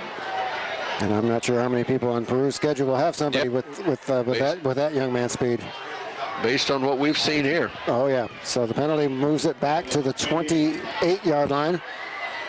It will be 3rd down and 11 for Peru. They need still to get to the 39-yard line. Berries have to keep their eye on Majors on this 3rd down play. Chandler rolls out to his left. Has a man open. It goes through the fingertips of Scarlett. Incomplete. And the clock stopped on the incomplete pass with 51.6 seconds to go. So Logansport not a lot of time to try and put some points on the board before halftime, but their defense, with the help of a couple of penalties, 2 huge holding penalties from Peru on this drive. One wiped out a long touchdown run from Dante Majors. So the Berries still down just 6, 27-21. It's the student section down below having a lot of fun. So Garrett Barron back to receive this punt. He's standing at about the 45-yard line. Townsend, left-footed kicker, high end-over-end kick. Barron will call for the fair catch. Lost sight of the football, and it goes over his head and it'll take a Peru bounce at about the 23-yard line. So Barron did his job. He was waiting till the last minute before he called for the fair catch. He was looking at the defenders, and once he looked down at the defenders, he lost sight of the ball. It went over his head, and a good bounce. And Logansport inside the 25-yard line. They'll start this drive at their 24-yard line with 40 seconds to play in our first half. Peru on top 27-21. As we've had a lot of scoring here so far, and with only just one timeout left. We'll see how Coach Johnson, especially on this spot of the field, would expect the Berries to play it very conservatively and go into halftime and regroup and try to do something about Dante Majors. Well, based on that roll of that punt, that probably changed some strategy here, unless they can break a big play, because they probably picked up an extra 15 yards after that ball hit the ground. Well, Josh Manford's had a couple of big runs up the middle, so we'll see if maybe that might be the play call. Like I said, they're going to try a pass, and Barron is hit as he throws as Buckley again. We've called Jack Buckley's name several times as he came unblocked and unloaded on Garrett Barron as he went to release that pass. Fortunately for the Berries, it fell to the turf incomplete as he took quite a shot, and Barron is a little woozy heading over to the sidelines. He took quite a shot from Buckley. Now with 35.1 seconds to play, we'll see what the Berries choose to do. Down 6, 27-21. Trujillo comes out to the left. In the slot left is Drake McLaughlin. Josh Manford, the lone setback behind Barron. They're going to go pass again. Barron, pass is intended for McLaughlin. It is incomplete. We've got a flag on the play. I'm not sure what. I thought I saw an official throw a flag. I'm not sure what the call could have been, unless it's a sideline warning. Sideline warning against the Berries. So yeah, it was just dropped over here on the Berries bench. So it's a warning. A warning. So the incomplete pass makes it 3rd down and 10 with 29.2 seconds to play. Here in this first half, Peru on top 27-21. Well, now you're in a position where you if you don't do something here, you may have to give the ball back to Peru and give Dante Majors a chance to break one before the half. You certainly don't want to. They get the ball. Peru gets the ball to start the second half. So Cardona now shifts over to the left tight end spot and hand the ball off to Manford. Manford breaks one tackle across the 30 to about the 31-yard line, where it will be 4th down. Peru with all 3 of their timeouts left. Was that an 8-yard? 7-yard gain. The Berries look like they're going for it, and they snap the football. Barron to McLaughlin. McLaughlin will make the step out of bounds, and it's a good thing that they were on the far side, because the coaches from Logansport were telling them, don't snap the ball, because if they had not gotten that first down, the clock would have stopped and Peru would have got it back. But as it is, they completed the pass to McLaughlin. How big was that play? I got a 4 from 31 to the 35, so a 4-yard pickup. So it'll be 1st down and 10 with 7.5 seconds to go. So do you hand the ball off to Manford, or do you drop back and throw a bomb on what could be the final play of this first half? And we'll see what the Berries' offensive brain trust comes up with here. What could be the final play. Barron back to pass. He's got a man in the flat. It is incomplete. Intended receiver was Evan Vizcarra. The clock stopped with 7/10 of a second. So I was thinking with 40 seconds to go when this drive started, the Logansport might hand it off once and we go into the locker room, but no, that is not the case. Logansport trying to make something happen offensively. So now Yeah, Peru, their defense is pretty well spread out, and they're deep. They've got Dante Majors as their deepest back here, so their plan is to not let anything get behind them.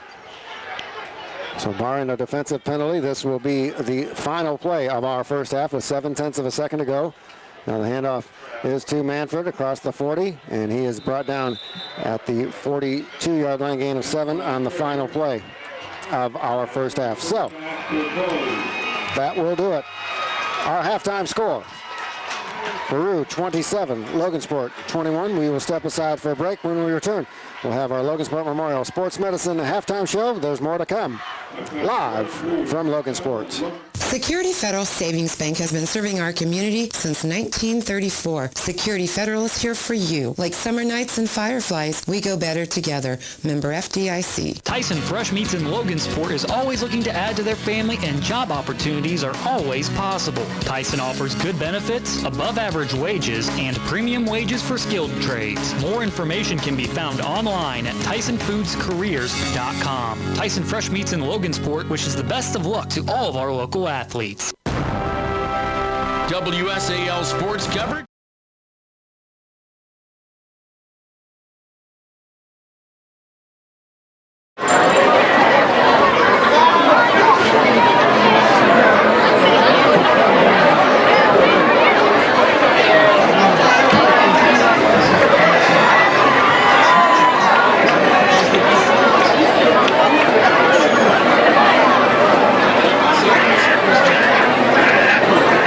Ladies and gentlemen, please welcome the Logansport Berry Band for your halftime entertainment. The band is led by senior Glenn Major, Hannah Beachball, Pete Fisher, Michael Larios, and Olivia Newton.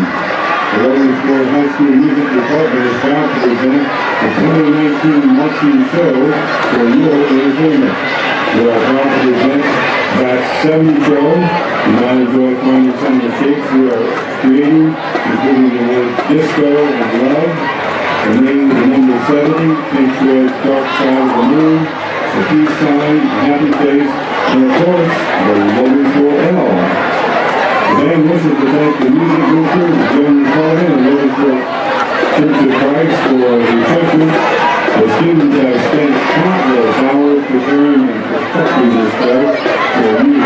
So sit back, relax, and enjoy the sights and the sounds of the Logansport Berry Band at 70 shows Berry Band. Here it is, the band of the Mighty Berries.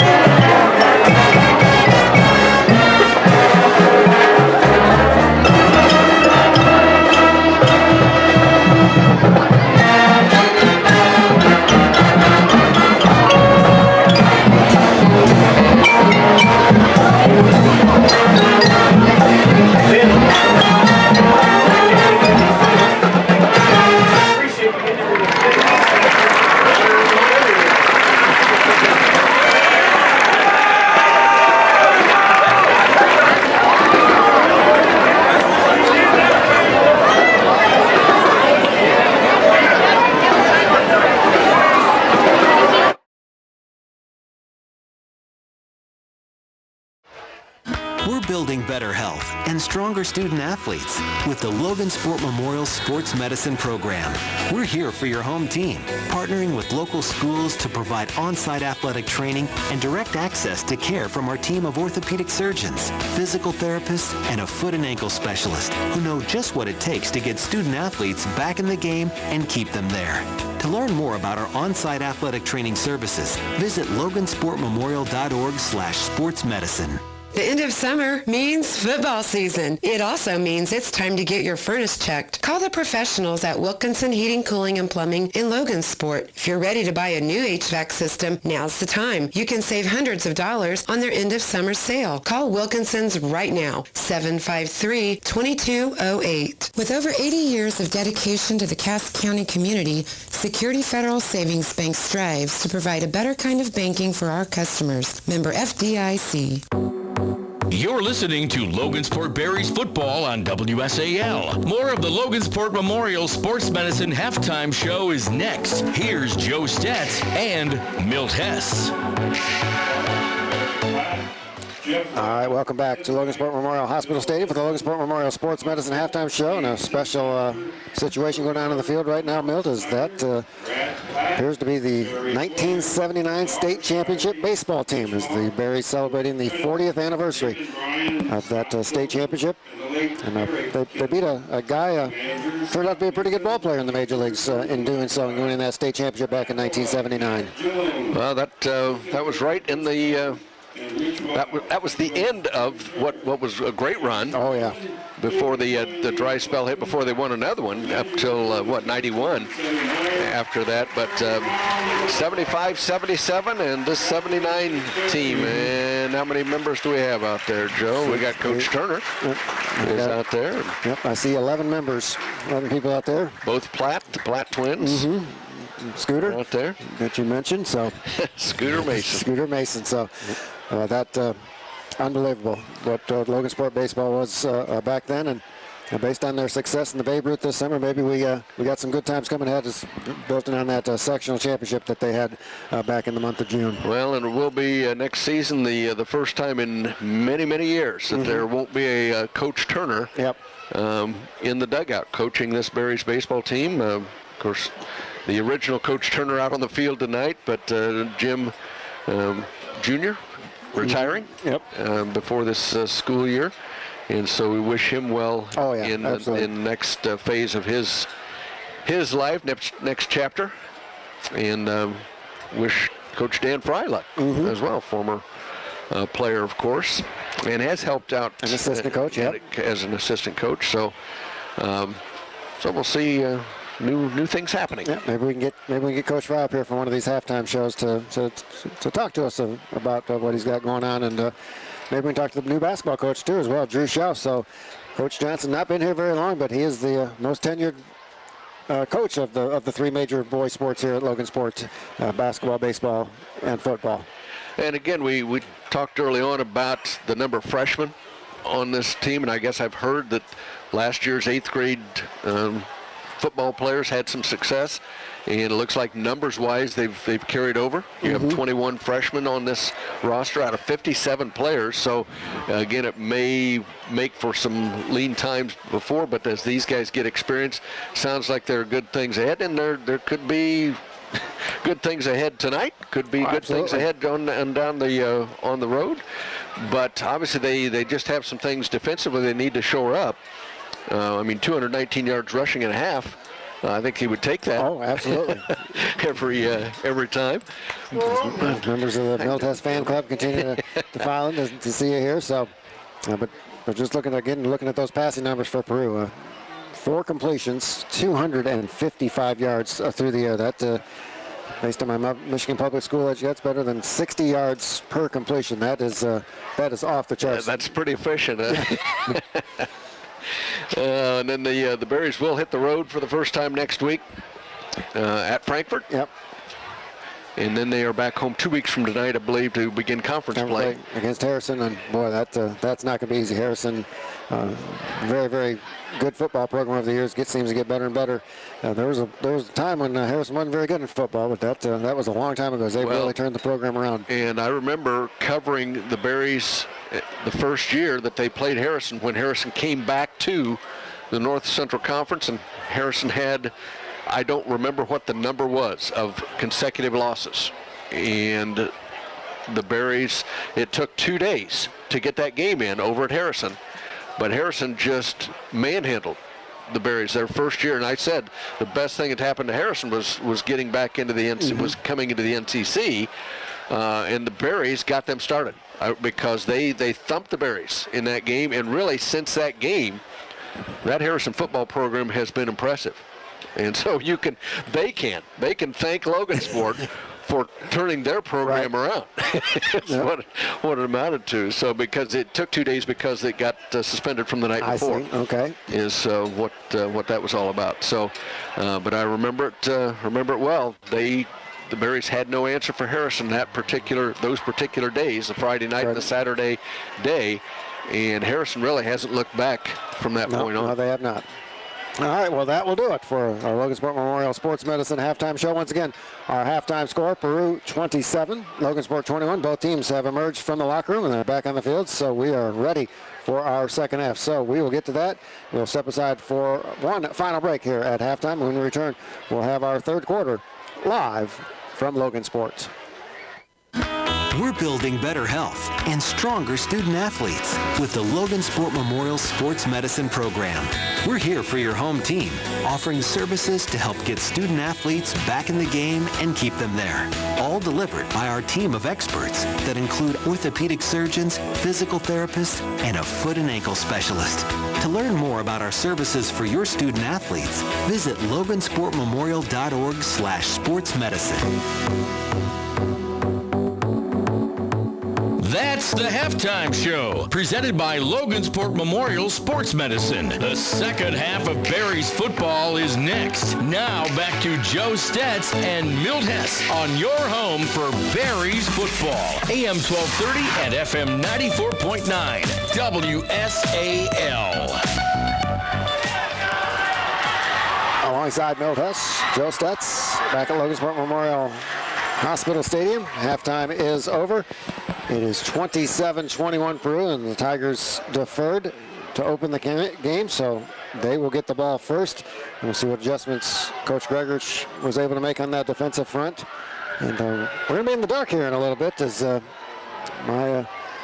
not smart enough to figure out how to turn the light bulb on. I felt a little bit better as the Peru assistant coaches in the booth next to us. They weren't able to turn their light on either, so I don't know if the bill didn't get paid or if they didn't think about checking the light bulbs. And why would you think about something like that when we've had these long summer nights? But autumn is coming upon us, so we're going to... Well, and as long as this game is taken, I mean, normal game might have been over by now, right. Joe. We've only played a half, so Juan Perez will kick it off to Dante Majors. Majors lets it hit the turf. He'll field it at the 6-yard line, and he will step out of bounds at the 12. He thought about maybe putting his shoulder down and making some contact, but he figures he'll save himself for later in the game. So nice directional kick that time from Juan Perez. And Peru deep in their own territory to start this possession. And they will mark it at the 13, so that's where the Peru Tigers will take over. 1st and 10. Just underway here, third quarter. Peru 27, Logansport 21. No turnovers in that first half, Joe. There were a few penalties. Logansport had 3 penalties, totaling 30 yards. And Peru had 4 penalties for also 35 yards. And a huge penalty on Peru holding that wiped out a Dante Majors touchdown. So that looms large here in this contest. Now Majors gets a handoff around the left side. He is hemmed in right at the 15-yard line. We have a flag Might thrown. Have a face mask here, Joe. Yeah, based on the position of the referee where he made that call. Oh. And like you said, Milt, a holding penalty. I don't know how he saw that from where he was standing. I didn't see a Peru player back there. Nor did I. No, I'm with you. I thought for sure that was going to be a face mask because the flag was thrown as soon as contact was made by the Logansport defense on Majors. But it's going to be half the distance. So they'll mark it back to the 7-yard line. The down remains, so it'll be first down. First and at 17. So 5th penalty of the night for the Tigers. It's at least their 3rd holding penalty, so that's been a bugaboo for the Tigers. Chandler once again in the spread. Majors in motion to the left. He'll fake the handoff to Majors, keeping himself across the 10, close to the 15-yard line. Josh Manford in on the stop that time. He'll mark him out to the 14-yard line on the quarterback keeper. 7-yard. Yep. So it will be. Well, that puts Michael Chandler in positive yardage now after a sack and a bad snap where he was thrown for a couple losses. He's now in positive yardage. He had -1 going into that, so he's +6. 2nd down and 8 for Peru. They have it at their own 15-yard line. Pitch out to the left for Dante Majors. Josh Manford is able to tackle him before he gets to the 20-yard line. Bears did a much better job handling Majors on that particular carry. He still, though, got some positive yardage out to the 19-yard line, 4-yard pickup. It will set up 3rd down and 4 for the Tigers. The line to make is their own 23-yard line, just underway here. 3rd quarter, 10 minutes, 45 seconds to play. Peru 27, Logansport 21. The Tigers with their initial possession of half number 2. We'll see what the Tigers are able to come up with here on this 3rd down play. Chandler once again in the gun. Play clock becoming an issue. Down to 2, down to 1. They just get the snap off on the quarterback keeper, and he will be stopped short of the first down, just across the 20 to the 21. Donnie Cardona in on the stop. But the Tigers are 2 yards short of the first down. And that will set up 4th down and 2, and decision time for Coach St. Louis. 4th down. And we'll see. Oh, they're going to take a timeout early on here, Joe. Wow, that don't normally see that at 10:04, but like we said, it's a tough call for Coach St. Louis, as well as his offense has moved the ball. I know he's got to have confidence they're going to make 2 yards, but on this spot on the field, this is high risk if they don't. High risk, high reward, perhaps. But we'll see what they come up with here. 4th and 2 from their own 21-yard line. Well, we talked about whether they would get the ball into the hands of Dante Majors a little more after just 3 carries in the first half. He's already had it twice. Now, one of those was called back, and then they faked to him on the other. That'll open some things up for Chandler on his carry. But, boy, they'd have to have a lot of confidence in what they call here if they go for this at their own 21-yard line. Right. And the Bears need to be disciplined at the line of scrimmage. That in the past has been an issue where they would give the opponent the first down on penalty. So the Bears have to be cognizant of that Peru may try to draw them offside. Drake McLaughlin is back in case they're going to punt the ball, but boy, they're not showing signs of it, Joe. No, they're not. This linemen have to hold their position here. It looks like now Dante Majors is going to, in the Wildcat formation, he will take the snap directly from center, and he will keep it himself around the right side. He is going to breaks the tackle, and he'll have the first down and more. And he did not step out, and he is gone. 79 yards for Dante Majors. No complaints from the Logansport coaching staff as that was the sideline right in front of their bench. The Berries had an opportunity to make the tackle. He broke a couple of tackles, 79 yards. Dante Majors, and another big play for the Peru offense, and another huge touchdown for Majors. And I think the coaching staff, Milt, saw the same thing we did at halftime. We've only given Majors the ball this much. They're definitely going to make him a featured part of this attack here. And a 79-yard touchdown run on 4th down and 2. A huge, huge play. Boy, you can't let that get you down here because you've got a lot of half left. But that is a backbreaker. Yes, it is. And what's also disappointing from the Logansport standpoint, Joe, is that they had him. Yes, they did. They had him surrounded. I mean, that was pretty well covered. Yes, it was.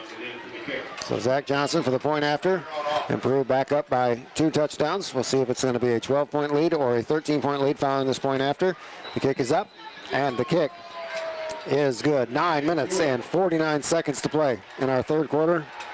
It is now 34-21 Peru in front of a stunned crowd here at Logansport. As you mentioned, Milt, they had him hemmed in right along the sideline. Short of the first down, but they could not finish that tackle, and then Majors did a tightrope act down the sideline. And his great speed once again on full display, and the Tigers for the second time tonight have a 2-touchdown lead, 34-21 with 9:49 to go. But like I said, lots and lots of football left, and the Berries have to regroup and bounce back and try and get that touchdown back here in their first possession of this second half.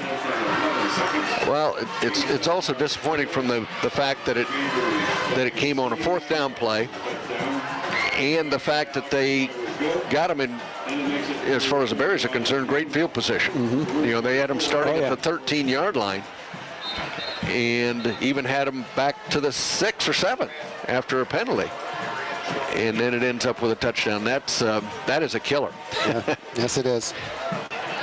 So Dante Majors, a senior, did not play football last year for the Peru Tigers. I have a feeling that there might be a school in Indiana that might offer this young man a scholarship based on what we've seen in just over 2 quarters. This is an electrifying ball player with great speed and good size. 5'10", 190 pounds. Obviously hard to bring down, as we saw that on that last 79-yard touchdown run. So Johnson to kick off. McLaughlin is deep to receive this kick. Also O'Connor. O'Connor will receive it at the 6-yard line. They set up a return to the left. Beg your pardon, that's Skylar Trujillo. Breaks the tackle across the 30, still on his feet, across the 40. He is all the way to midfield. And a nice return that time from Skylar Trujillo, went all the way across the formation. And now he's favoring his left ankles, or excuse me, his right ankles. He's in a lot of pain. And like I said, 44-yard return for Trujillo. And the Berries have it first down and 10 at the midfield stripe. And they appear to be treating that as a cramp. Yep. I'm hoping that's what that would be for Trujillo. And it looks more in the calf area as opposed to the hamstring area, which we saw from Starkey in that first half. And it doesn't appear that Eli Starkey is going to be in this ball game anymore. No, he's, like you said, he's stiff, and the socks are off, so helmet is off. So unfortunately, Eli, looks like his night is over. So the Berries have it first down and 10 at midfield. McLaughlin in motion to the right. Barron rolls out to his right. Got a man open. Vizcarra makes the catch inside the 40, down to the 35-yard line. Levi Strong will make the tackle at the 32-yard line. 18-yard pass and run combination that time from Barron to Vizcarra. And now we've got Barron is hobbling back there after that pass. And the way he's positioning that right leg, looks like he's dealing with a cramp. So, like we said, not very hot, not very humid tonight. You wouldn't think cramping would be an issue, like it traditionally is on the first couple weeks of high school football when it's hot and humid. Looks like Jeremiah Miller is going to be in there for at least a play. But that was what, an 18-yard? Yep.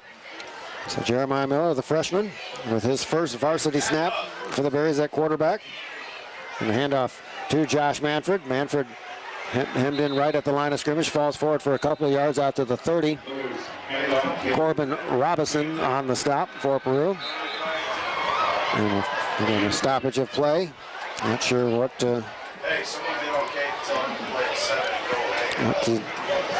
situation is. Okay, there's a penalty. I'll let the officials sort it out. I didn't see any laundry on the field. It's going to be a dead ball foul, personal foul on the Berries. So somebody may have said something or did something after the play, and this is a killer. We'll take it all the way back to the 45-yard line. And was it a dead ball foul? So does the down count? And it does. Yep, the official does say it occurred after the play. So adding insult to injury, it is second down now, 2nd and 23. The good news for the Berries, though, Garrett Barron back in, as he got some, was able to hydrate himself a little bit to keep him from cramping up further. But the Berries have it 2nd down and 23. at the Peru 45-yard line. McLaughlin in motion to the right. Handoff to Manfred. Manfred tackled at about the 42. Does manage to drag his way down to the 41-yard line for a pickup of 4. That'll be 3rd and long for the Berries. 3rd and 19. They need to get to the Peru 22-yard line. 13th carry for Josh Manfred tonight, which I think we expect. Yep. I think he's going to be the workhorse, it would appear. I don't think that was any question coming into the season. Again, Drake McLaughlin now has 9 carries, and he's also had 3 receptions. And good news for Barry. Skylar Trujillo is back in there after the training staff tended to his cramping situation in his left calf. 3rd and long for the Berries. Barron back to pass. Has good protection. The pass is incomplete as he led his car just a little bit too much. Barron had plenty of time and had a man open. Unfortunately, just overthrew it ever so slightly. We'll make it 4th down and 19. And that will bring the punt unit out. Juan Perez and company with 8 minutes exactly to play in our 3rd quarter. Peru 34 and Logansport 21. I think field position wouldn't have fazed Mike Johnson for going for this, but the yardage needed for 1st down is what made his decision here. Yep, no question about it. 4th and 19, way too many yards to try and pick up on a 4th down situation. Dante Majors standing at his own 10-yard line to field this punt from Juan Perez. Perez just got it underway. Fair catch called for by Majors. He will make it at the 14-yard line. Well, there's a break for the Berries. Oh, yeah. Anytime you get him waving his arms for a fair catch, you'll take that. 27-yard punt. And Peru, again, deep in their own territory, but they had it at the 13-yard line. Their last possession were able to score a touchdown. They're 1 yard better on this possession. They have it 1st down and 10 at their own 14-yard line. Leading 34-21. 7:55 to go. In quarter number 3, Peru with their 2nd possession of the half. They scored the 1st possession of the half. We'll have to keep our eye on Dante Majors, who is in the slot on the right with empty backfield this time for the Tigers. Low snap, drop by Chandler, throws it up. Majors is wide open. He makes the catch, and he is gone again. 30, 25, 20, 15, 10, 5. Touchdown. 86-yard touchdown pass to Dante Majors. On a perfectly thrown pass by Chandler, who dropped the snap, but was able to maintain his composure. In the empty backfield, 5 receivers out, had single coverage all over the place, and Majors, another huge play for Majors. 86 yards, and Peru up 40-21 in front of a stunned Logansport crowd. So that is the 4th touchdown pass of the game for Chandler. Dante Majors. Again, I think, Milt, they saw the same thing at halftime. We talked about that Majors didn't have the ball. As little as he touched the ball and as much of an impact as he had in that first half. They said, we got to make him a bigger part of this game. And they have it in a big way as the point after is good with 7:44 to go in our 3rd quarter. It is Peru 41 and Logansport 21. Peru with a 87-yard touchdown drive and an 86-yard touchdown drive in the first 4.5 minutes of this 3rd quarter. And they have their largest lead of the night now, 41-21. And, yeah, we're not halfway through the quarter yet, Joe. So, well, there were this many points put on the board in last year's game. That's right, 62. That's right. But they were all by one team, and so wow. The Berries obviously they need to control the football here. Mm-hmm. They need to sustain a drive. They need to pound the ball. They need to run the ball, and see if they can just keep the ball out of Peru's hands here for a while till they get themselves together.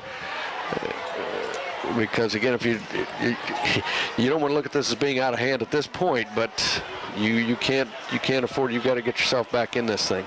As much time as there is, you can't wait any longer. Yep, still more than a quarter half and a half to go. Yep.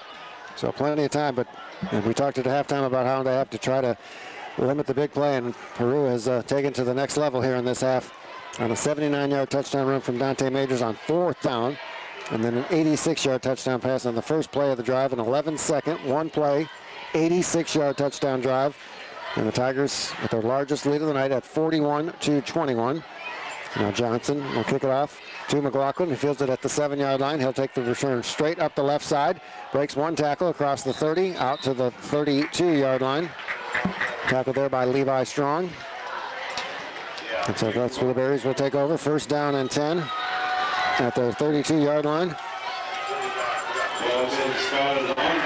It has been the Dante Major show, particularly here in the first 4+ minutes of the second half, with an 86-yard touchdown reception and a 79-yard touchdown pass. As Michael Chandler continues to put up huge numbers from that quarterback position for the Tigers. So we'll see if the Berries can sustain a long drive. Handoff inside to Josh Manfred. Manfred, not much running room that time. David Myers tackled him almost immediately. They do manage to get 3 yards on the play, so good individual effort that time for Manfred to turn nothing into something as he was hit right at the line of scrimmage. Was able to fall forward for 3 yards. And the Berries down 20 points is not to dim the enthusiasm of the student section. They're doing their part to try to get everyone fired up here. 7 minutes to play here, quarter number 3. Peru 41, Logansport 21. Now Barron from the shotgun. We'll hand it off to McLaughlin around the right side. He's got some running room. Across the 35, near the 40-yard line. Spotted, knocked down at the 39-yard line. So gain of 4 yards on that second down carry. You know, I'm real close to not being able to see my sheet here, Joe. And yeah. We're going to have to get the light situation figured out before the next home game. So. Yep. I keep hitting the light switch, thinking that maybe something has changed since the last time I tried. But, well, they have lights over in the main section. Yeah, they do. So. Call my buddy Jim Cook. There you go. Third down and 3. Barron rolls out to his right. Great catch that time for McLaughlin. He's got some running around. And a great block on Cardona. Oh, they called a penalty. They called a penalty on Cardona. I don't know if it was a blindside block that they called. As Cardona really hit Zane Ramirez. McLaughlin made a great catch on that. Yes, he did. Reached up with one hand to make the catch. And he's a little hobbled coming out of that. Yep, so that there's a new signal there, Joe. Yep. I haven't seen that. I know they're trying to crack down on the blindsided block, at least in the NFL, and I think that was the call. But one can argue, where was that call when Garrett Barron got blindsided back in the first quarter? As the fans not happy with that, so the first down is eliminated. The good news is the down remains, so it is still third down. Now 3rd down and 3. I'm not sure how I feel about that, but this is a violent, physical game. Football. Yeah, I'm all for keeping kids safe, but like you said, it's football. I mean, there was certainly nothing. Well, I guess by rule it is illegal now, but that looked like a good hard. Yeah, that was clean football play there, but again, based on new rules, I guess. So Garrett Barron will call a timeout, so the Berries will try to regroup. That's the Berries' third 15-yard penalty this evening. We have a score from Pioneer with a minute to play in quarter number 3. Lewis Cass 21 and Pioneer 16. So last year, Lewis Cass was dominated, losing, I believe, 48-0 to Pioneer, and they have bounced back just like Peru after losing 62-0 on opening night. Last year, the Logansport has bounced back. So both Lewis Cass and Peru with strong rebounds from their opening night performance from a year ago. Do you know how many yards they ended up with on that pass play, Joe? Do you remember? Oh, gosh. They were at the 39. And I didn't see exactly where he was tackled because I was watching this hit, that penalty. And I'm thinking he was around the other 39. So if that was the case, around 22 yards, that's just an estimate. But I'd say that's kind of close to what it was. But yeah, I'm with you. As soon as I saw that great block from Cardona, and then couldn't believe that the penalty was called. But that's the way they're going to call it these days. And again, I'm all for keeping people safe. But this is a violent game here. Well, it's a big play coming up here for the Berries. Sure is. Keep this drive going. Again, they have to sustain a drive. They have to try to keep Peru's defense out on the field here. Of course, it's defense and offense are the same players. 3rd down and 3. Barron rolls out to his right. Got a man open. The pass is complete, and they'll have a first down out to the 45-yard line. Up to the 45. Gain of 6 on that play, and unfortunately I couldn't touch the number. I think that was Viscara. Viscara, okay. Thank you. Those narrow red numbers. And the black jerseys are even harder to see. Garrett Barron continuing now to struggle with cramping situation. And as hard as it is for me to see the numbers, Joe, I think it's easier for me to see those numbers than it is to see my sheet up here in the press box right now. Yes, we are without light bulbs here in the press box, so we'll do the best we can. And now we get a stoppage of play. Barry's going to have to call another timeout. Another timeout. Trujillo was coming off late, and I don't know if they ended up with not enough players. So that's at least, is that their 3rd time? They used all 3 timeouts already here in the... Well, Peru took one early. I don't know if that might just be the second for the Berries. Which comes at the 5:20 mark of our 3rd quarter. Peru has scored 2 touchdowns here in our 3rd quarter to extend their 6-point halftime lead up to 20, 41-21. Logansport, though, has possession of the football. 1st down and 10 at their own 45-yard line. And we have moved into the 4th quarter up at Pioneer. Lewis Cass continuing though to lead over Pioneer 21-16. Sounds like a heck of a game there. I wondered what life at Pioneer was going to be like without Mr. Kaiser. At least they're seeing just how important he was to that ball club. But Lewis Cass could be a vastly improved team, and they were a pretty darn good team last year by season's end. Well, and both those teams could have pretty good seasons before all is said and done. I don't think there's any question about that. 1st and 10 for the Berries at their own 45-yard line. Barron back to pass. Now can't find an open receiver, so he'll tuck the football and run. He's into Peru territory. Ball comes loose. But the official looks like pointed to the ground that he was down. 7-yard pickup for Barron to the Peru 48-yard line. As we approach 5 minutes to play. 3rd quarter, Peru 41, Logansport 21. But the Berries doing exactly what you were hoping for, Milt, to sustain a drive, for nothing else, to keep the ball out of Dante Major's hands and slow down that momentum a little bit for Peru. So Logansport would love to cap it off by putting one in the end zone here, as they desperately need some points. Down 20, 41-21, 4:39 to play, 3rd quarter. Barron back to pass. Again, can't find an open receiver. Now a flag on the play. It looks like this is probably going to come back. A nice run from Barron all the way down to the 37-yard line. But from where that flag was thrown, that is always holding, and that is the case. Offensive holding on the Berries, and that will wipe out that big play from the Berries. As the Peru faithful across the way cheering on that fortuitous turn of events for Peru following the holding penalty on Logansport. They'll spot it, the infraction at the 49-yard line, so they'll mark it back to the 39-yard line. Berries haven't messed around on their penalties tonight, Joe. They only have 1 5-yarder. Everything else has been 10 or 15. So that was their 6th penalty of the evening.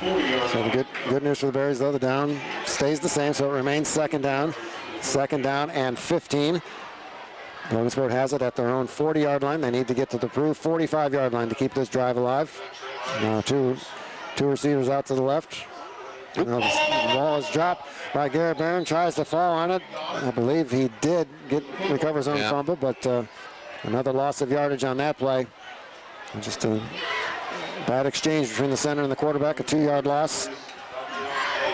Back to the 38-yard line. And now it will be 3rd and a loss of 1. Now they actually... Well, and Garrett Barron he's just not feeling well. It looks like he just appears to be hurting a little bit out there. And he's favoring that left leg.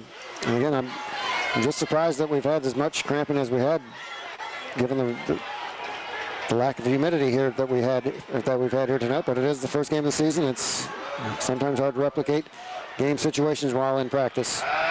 Barron back to pass. Got plenty of time. Throw pass is incomplete as receiver fell down.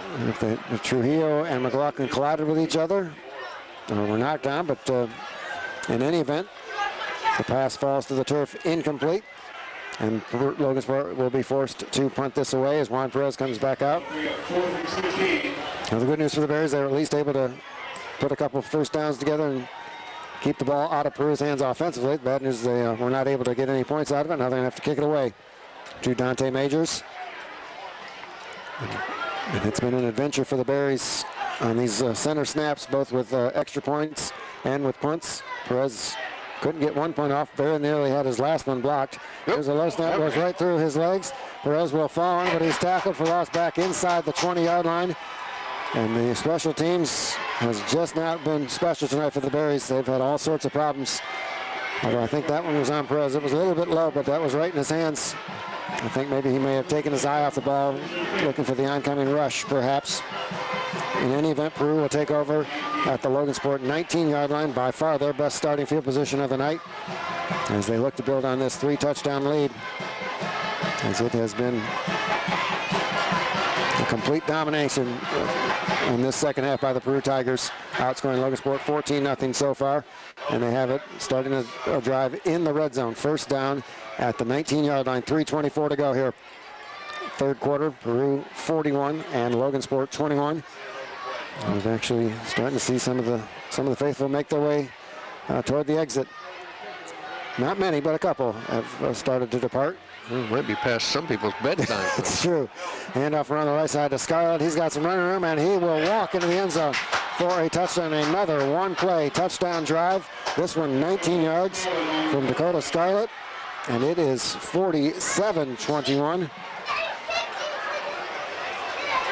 And I would not want to see the Peru Tigers on my schedule if I was a member of the Three Rivers Conference. This team looks legit, at least based on what we've seen tonight.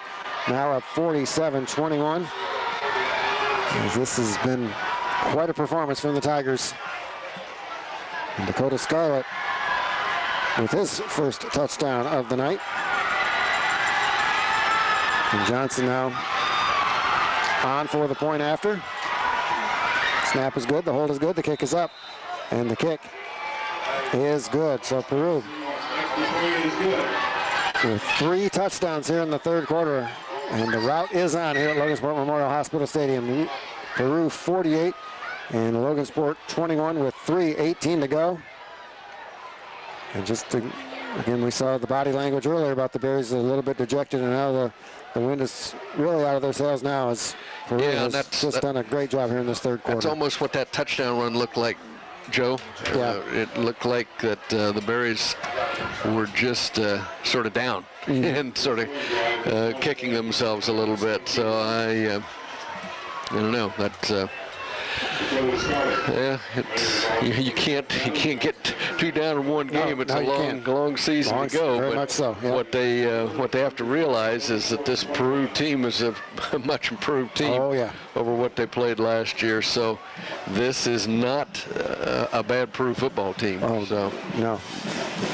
Dante Majors outstanding. Michael Chandler in that quarterback position has been on target with some big plays, and they dominated special teams and their defense after that first drive from the Bears. Really have done a pretty good job handling the running game.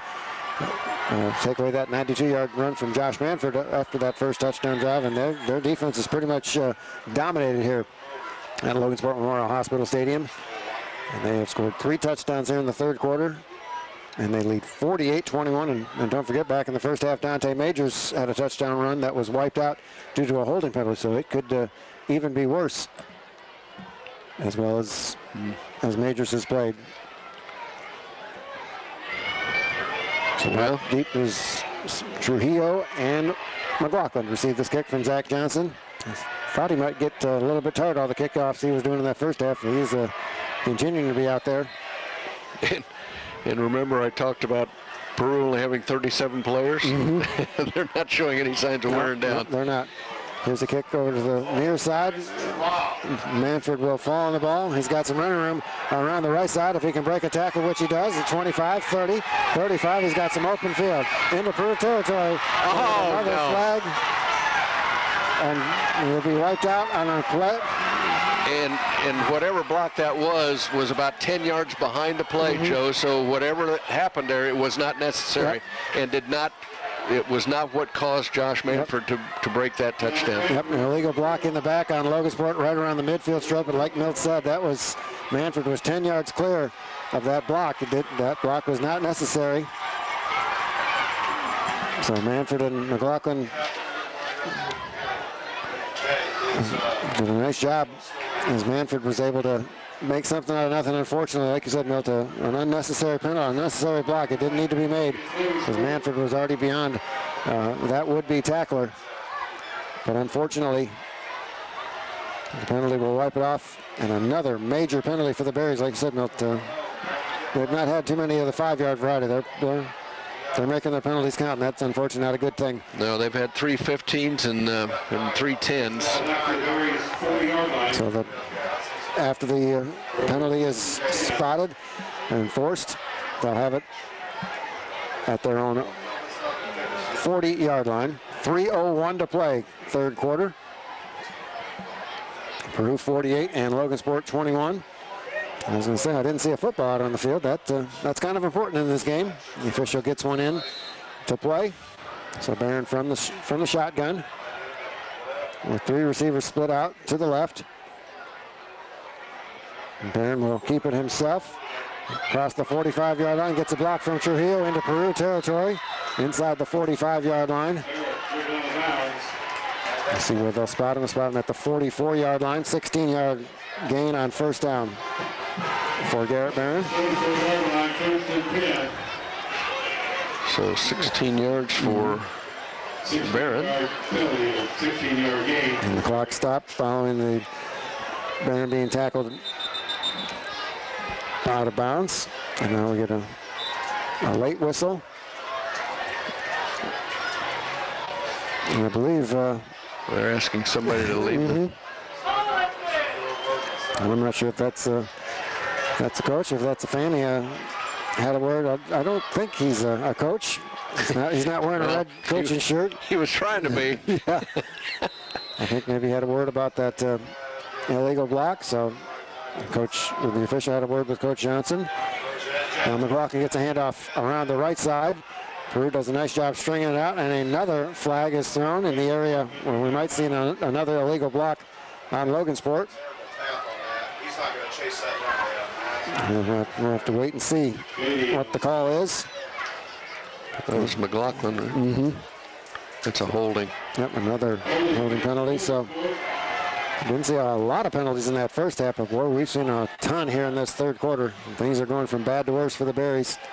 With this offensive onslaught from the Peru Tigers with 3 touchdowns here in the quarter. And now Logansport's already had 1 touchdown wiped off because of an illegal block, and now another holding penalty pushes them back to the midfield stripe where it will be first down and 16. Logansport needs to get to the Peru 34-yard line to keep this drive alive. Good news for the Berries. That's first down, so they've got 4 downs to pick up this yardage. The handoff to Manford, breaks the tackle. He's got some run room inside the 40, still on his feet, spins his way out of a tackle. I'd say he stepped out at the 40-yard line. Give him 10 yards on that first down carry. We'll make it second down and 6. I have him for 171 yards rushing tonight, Joe, so there certainly has been a bright spot there. And that kickoff return. Yep. Where he basically outran everybody on the field that was called back. Second down and 6.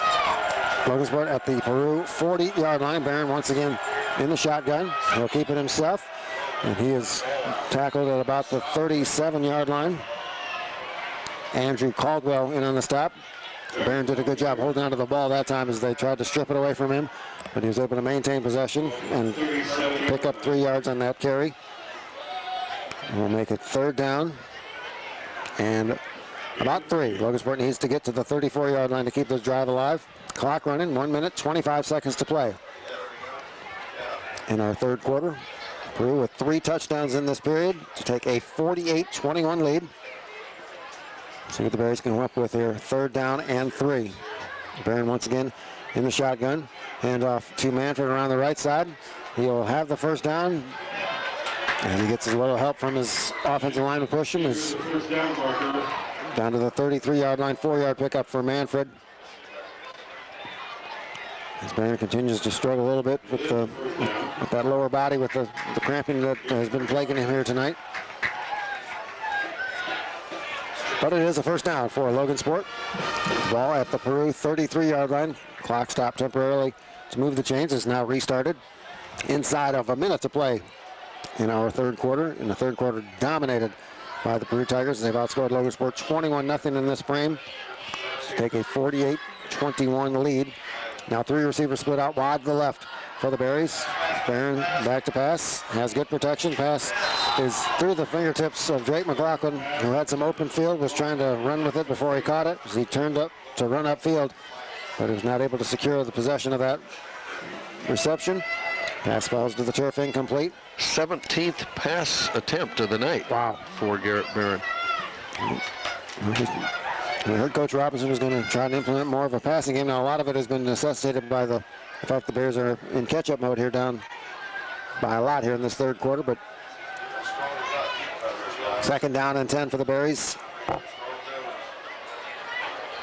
Barron will hand off to Manfred. Makes a nice move to the outside, inside the 25, inside the 20, still on his feet, inside the 10. Manfred all the way down to about the 5-yard line. A strong run that time from Josh Manfred.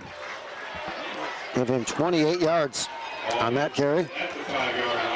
And he's got to be awfully close to the 200-yard mark following that big run. 1st and goal for the Berries at the Peru 5-yard line. Barron gets the call from Coach Johnson. Sprints to the huddle to get this play off. We'll see if Logansport can get this ball snapped before the quarter comes to an end. Down to 17 seconds to play in this third quarter. Peru on top, 48-21. And that, I think, put him just over the 200-yard mark. And Barron rolls out to his left. Will keep it himself. He's got some running room. He will dive in the end zone. The ball comes loose. Well, the ball crossed the goal line. If the ball crossed the goal line before he fumbled it, and they're not saying it did. Yep, right. And both the line judge and the side judge standing right there at the goal line. And they're going to rule it was a fumble before he crossed the goal line. And Peru Tigers recovered in the end zone, so it will be a touchback. And that play kind of sums up what this third quarter has been for the Bears, unfortunately. 1 touchdown erased by a penalty and 1 touchdown erased on a fumble just before Barron was able to dive into the end zone. From here, it looked like he may have broken the plane, but those 2 officials standing right at the goal line never hesitated to. It was a fumble all the way from their perspective. And not a lot of complaining and arguing from the Berries coaching staff. And that is the first turnover of the night, Joe. Wow. At least that I've kept track of. It comes on the 2nd to last play. That's been one of the easier things I've been able to keep track of tonight. You'd think I'd get that one right. So Levi Strong in at quarterback now for the Tigers. Majors in motion.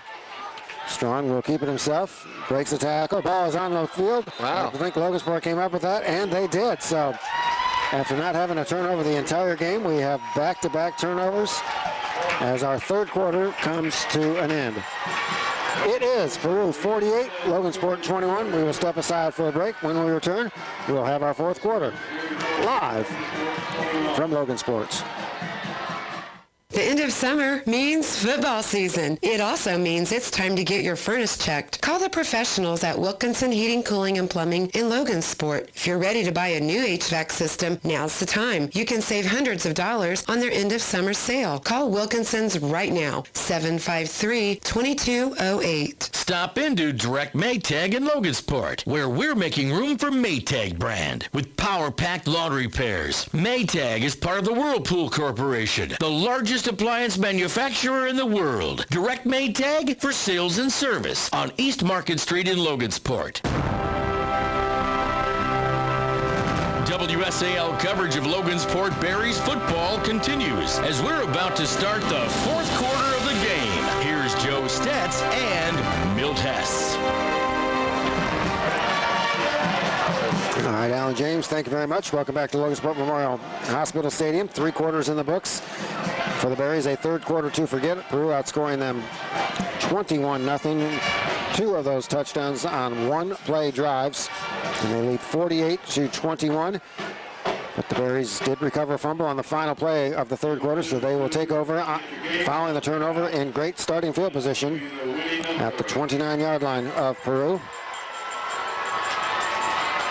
3 receivers out to the left as the training staff from Peru hustles out as they were she was giving their defense a water break. She had to hustle off, which she did. Nice job by that young lady. It's hard to believe we're just starting the fourth quarter, Joe. Yes, it is. 9:17 Eastern Daylight Time. Barron back to pass. Boy, he had time. Yes, he did. Corner pass on the way and is overthrown. Looks like Skylar Trujillo was the intended receiver. He was well covered over there by Cade Townsend. Not a bad pass that time from Barron, but great coverage by Townsend. And Trujillo had no chance to make that catch due to the great coverage from Cade Townsend. Incomplete. 2nd down and 10 for the Berries at the 29-yard line. Looks like Lewis Cass up on Pioneer 28-15. Okay. Although, didn't you have a 16? I had a 16, so I don't know, maybe 28-16. Yep, could be. So the Lewis Cass Kings showing that they might be a force to be reckoned with in 2A this season. Barron will keep it himself, and he is hit hard following a minimal gain. Cameron Baber on the stop, a 1-yard pickup for Barron. He's going to sleep well tonight as he's had a lot of hard hits on him. Actually, they're going to give him no gain on that play, so mark it right at the 29-yard line. No gain on that 2nd down carry. It will be 3rd down and 9 for the Berries. As Gavin George comes in from the sideline to bring the play call to Barron. He will move to the split out wide left. Manford, the lone setback. Vizcarra in motion from that wingback position. Gets the handoff around the left side. Doesn't have much gain, down to about the 26-yard line, so it will set up 4th down and long for the Berries. I think that's his first carry. I think so. I think he's had 4 catches, at least according to my rough stats. So it'll be 4th down and 7 for Logansport. They need to get to the 20-yard line to keep this drive alive. 10 minutes and 40 seconds to play. 4th quarter, Peru on top 48-21. Aaron rolls out to his right. He's got plenty of time. Pass is underthrown. Vizcarra, again, was well covered. Baber in great coverage. I'm not sure a perfect pass would have been able to connect with Vizcarra due to the great coverage. And so the Berries will give it up on downs.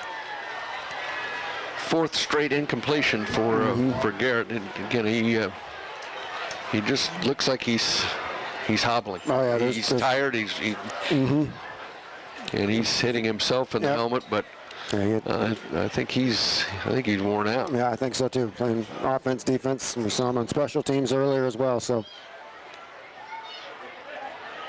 and again, we did not think cramping would be much of an issue due to the great conditions weather-wise here tonight, but I haven't seen too many Peru Tigers affected by the cramps, but unfortunately, it's just been that kind of night for the Bears, unfortunately, as they lost Eli Starkey early, and he has not returned, and that's been a big loss for the Bears up front. Now we get a low snap to Levi Strong, and we're going to get a false start on the Peru Tigers, so 5-yard mark off. We'll move the ball back to the 22-yard line. We'll make it 1st and 15 with 10:29 to go in this contest. And a night that started out great for the Berries. They scored 2.5 minutes in. It has been all Peru since then, 48-21. And many of the fans, as you mentioned, Milk, might be past some of their bedtime already, heading toward the exit. Unfortunately, not a great opening night for Logansport. Yeah, we're coming up to mine. And Strong will keep it himself, and he has tackled for loss back in the backfield. And I believe that was Peter John Charles that makes the stop. Nice play for 5-yard loss, isn't it? Yeah, nice. First time we've called George's name. Nice play that time. So now it is 2nd down and a bunch for the Peru Tigers. Second down and 19. They have it at their own 18-yard line. We're inside of 10 minutes to go in our fourth quarter. In a game that has been dominated by these Peru Tigers, up 48-21. Strong in the shotgun. Hands off and a big hit. No gain that time. Nice play. That time. Looks like Brady Williams in on that stop. And Chandler's back in at quarterback, isn't he, Joe? I think so. Yep. Well, you mentioned all the freshmen on Peru and all the lack of experience. This would be a golden opportunity, you'd think, for some of those kids to get some varsity experience. And who carried that? Rivera, I think they said. Oh. Ramirez, beg your pardon, Ramirez. I knew it started with an R, so. Yep, I didn't have him on my sheet here. So third down and very long now for the Tigers. Third down and 20. They have it at the 17-yard line. They need to get it to the 37 to maintain possession. And a handoff inside.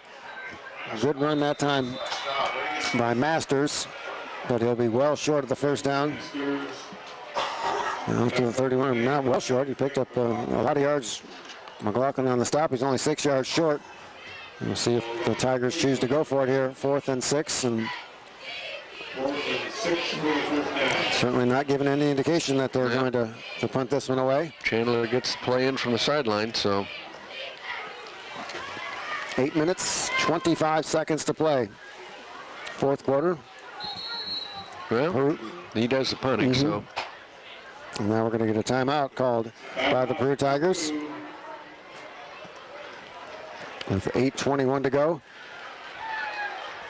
I think it's just their second time out. Remember, they called one in their first series of the second half, I believe, just like a minute and a half into the third quarter. But, well, again, Berries will have things to work on. So. Well, the old cliche, you see improvements most between week 1 and week 2 of the football season. So, and at least in years past, Frankfurt has been a winnable game for the Berries. So the chance to, but based on what we've seen tonight with Peru, who knows what the Berries might be in store for them down in Clinton County next week at Frankfurt. But a vastly improved Peru Tiger team tonight, no question about it.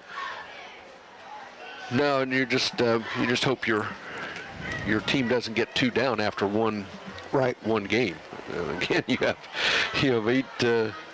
9 games to go after this at least. So, but not what the Logan faithful were anticipating. No, that's for sure. Especially based on the way they just can't get over that first drive as well as they moved the ball right down the field. But that seems like a long time ago. Nobody over number 2. So Townsend puts his left foot into it. Nice punt. Fielded on the run by McLaughlin. Across the 45. Out to the 47-yard line. As the Berry student section continues to have fun and try and inspire their troops. With 8:13 to go. Here in the fourth quarter, Logansport will take over 1st and 10 at their own 46-yard line. As we mentioned, the Berries on the road next Friday night at Frankfurt. 7 o'clock kickoff. We'll be on the air with the Mike Anderson pregame show at about 6:45 from Clinton County. Looking at the long-range weather forecast, it sounds like a very similar night weather-wise is what we had tonight. We're in the upper 70s for a high next Friday, at least according to our chief meteorologist, Hunter Simpson. They're in back to pass, can't find an open receiver. Now runs it, spins out of a tackle, is into Peru territory, down to the 47-yard line. 7-yard pickup that time for Garrett Barron. From the 46 to the 47 of Peru. Make it 2nd down and 3 for Logansport. Clock running inside of 8 minutes to play here in this fourth quarter. 48-27 Peru. All the scoring in this half has been done by the Tigers. 3 touchdowns, 2 of them on 1-play touchdown drives to take the wind completely out of the sails of the Berries after a very competitive first half. 2nd down and 3 for Logansport. Barron under center, has trouble with the exchange. Now McLaughlin bobbles it, is able to hang on to it, and he is tackled for a loss, and now we're going to get a flag on the play. As Chase Tyler makes the stop. I'm not sure. Well, there were only Peru players over here when the when the penalty was thrown, so it had to be a unsportsmanlike or a personal foul of personal foul. I'm not sure what I saw there. I know Tyler reached up with one hand on the back of the jersey, McLaughlin, and was able to throw him down. Looked clean from here, but the Berries are the beneficiary of a personal foul, and a 15-yard mark-off will give them a first down. Was that was what, about a 4-yard loss? Yeah. So to the 37-yard line, 1st and 10 for the Berries. The clock stopped temporarily as they allow to get the chains to reset. 1st and 10 now for Logansport. Barron will hand off. We got some running room inside the 20, down to about the 18-yard line. Nice gain that time. I'm trying to make up the number. Go forth. What, that's 40? Number 4. That's not Brendan Goforth. Freshman. So nice pickup, 18 yards down to the 19-yard line. The 1st down and 10 for the Berries. Inside of 7 minutes to play in our 4th quarter. Byrne calls the play. Hands off to Goforth, and he's hit immediately right at the line of scrimmage. No gain on the play. It'll be 2nd down and 10. Goforth, no gain. So the Berries need to, like I said, can't get down too much. It's just one game. Well, they need to try to draw something positive out of this now. And we'll see at season's end just how bad or how good this loss was, is depending on how well Peru. But based on what we've seen tonight, Peru, I think it'll be a formidable team in the Three Rivers Conference. Barron back to pass under heavy pressure, gets away out of a sack, and now he's got some running room. Breaks a tackle, breaks another tackle down to the 14-yard line. And we have another Berry cramping up as the wide receiver. And Barron is hurting. And it's just The player lost a helmet there. Has to come out. Yep. And Barron really cramping up in a big way. As is one of the receivers, unfortunately can't make out his number. But I don't know if that's Evan Vizcarra.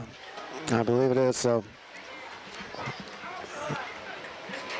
and it's not a typical late August opener in terms of weather. Or with the extreme heat and humidity that we normally associate with opening night, you would expect to see a significant amount of cramping, but well, this has not been good for the Berries. I'm sure Coach Johnson and staff will have to address this, as you mentioned during the pregame show about the depth or lack thereof, and well, it's just, you just hate to see kids getting hurt, and I think they're going to make Barron sit out of play, and they will because of the stoppage of play. So Jeremiah Miller will replace him at least for one play. Well, Eli Starkey's situation, we know that couldn't be a cramp, or I think he would have been back in there, and he had ice on the back of his leg there. So So Miller keeps it himself, and he is brought down, thrown down right at the 15-yard line. For a loss of a yard. So we'll set up now 4th down and 6. Nice shot, kid. Nice shot. For Logansport, clock continues to run. 5 minutes and 30 seconds to play. 48-21. Peru on top. Barron back in there. Barron continue to favor those lower legs. 3 receivers split out to the left. For the Berries. Barron will keep it himself, and he is tackled right at the line of scrimmage. No gain, and Peru will take over on downs with 5:06 to play. Coach Johnson and the Bears, hopefully better nights are in the offing, because tonight was definitely not their night. And credit the Peru Tigers, a vastly improved team.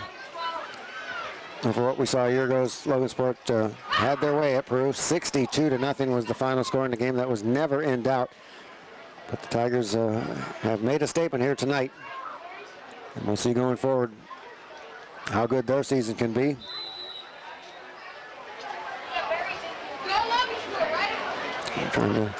Last we heard, Lewis Cass was on top of Pioneer in the fourth quarter from Royal Center. So quite a turn of events for both Lewis Cass and Peru based on opening night a year ago.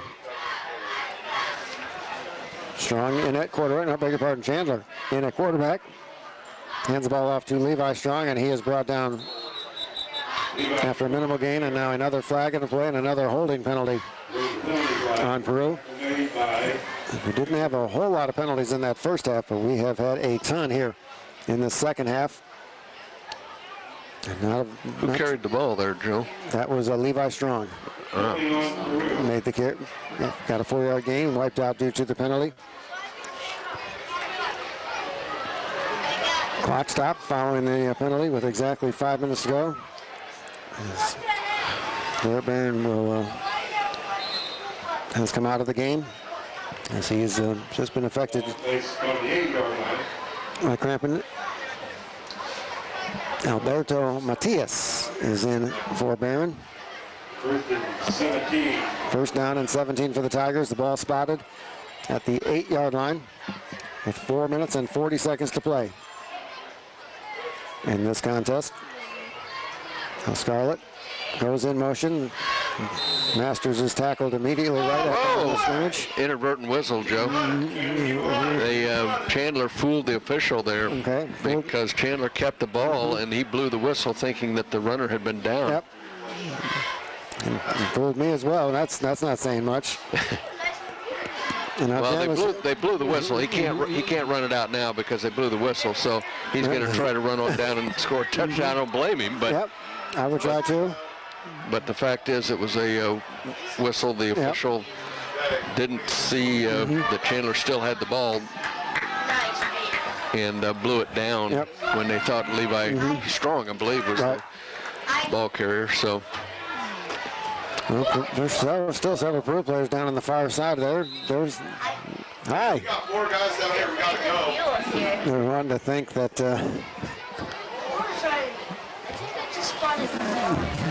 Now, why don't you spot her over in the other window there, buddy? You're right next to our radio equipment. Can you spot her over there? Okay. Let anybody in these press I guess boxes. so. Well, That's changed since I did this last year.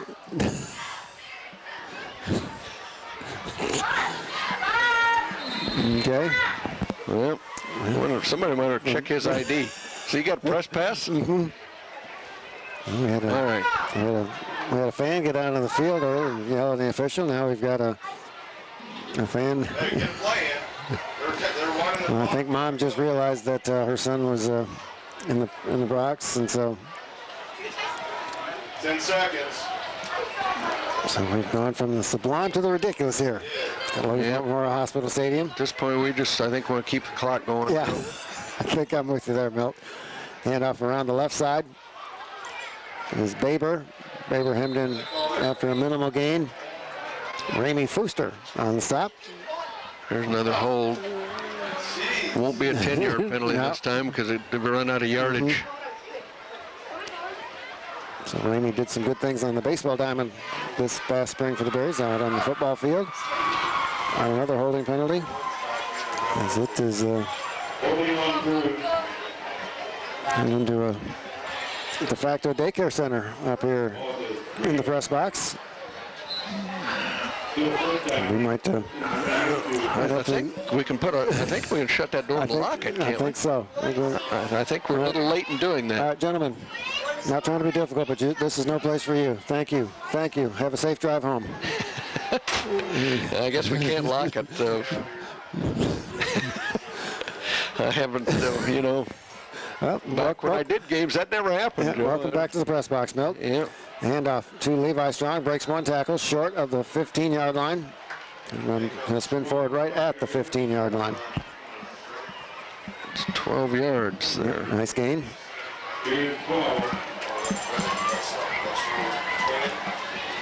Clock running, 2 minutes and 55 seconds to play. As the Peru Tigers have shut the Berries out here in the second half. They've outscored Logansport 21-0 here in the second half. and they're up 48-21. And I'm just glad there wasn't a holding penalty called on that play, as there's been a rash of holding penalties called in this second half on both sides. Second down and 10 for Peru at the 15-yard line. Now Levi Strong from the quarterback position will keep it himself on a quarterback keeper around the right side. Breaks one tackle, short of the 20-yard line, hemmed in around the 18-yard line. Give him a 3-yard gain. Clock continues to run as we approach the 2-minute mark. Here at Logansport Memorial Hospital Stadium, the Berries trailing 48-21. And a night that started promising with an impressive opening drive touchdown, 2.5 minutes into the contest. And pretty much outside of a long Josh Manford touchdown run and one other drive, it's been all Peru as they lead 48-21. As the Tigers try to snap it at the last possible second. They snap it with 1 second left on the play clock. Masters gets the handoff, and he is brought down short of the 20-yard line. I think Ramey Fuster made another tackle for the Berries. And we'll set up 4th down now for Peru. 4th down and about 6. Ball spotted at their own 19-yard line. The clock continues to run. Down to a minute 15 to go, and Peru in no hurry to snap the ball. They'll try and snap it at the last possible second. Play clock already down to 15 seconds, so by the time they snap the ball, it will be inside of 1 minute here at Logansport. And the Berries will try to get one in the win column next Friday night as they travel, make the short drive to Clinton County, and timeout called by Peru. Take their last timeout there. Run the clock down. And we thought the Indianapolis Tech game might be late, but this it was after 10 o'clock last year with Indianapolis Tech. Maybe we got our long game out of the way first night out.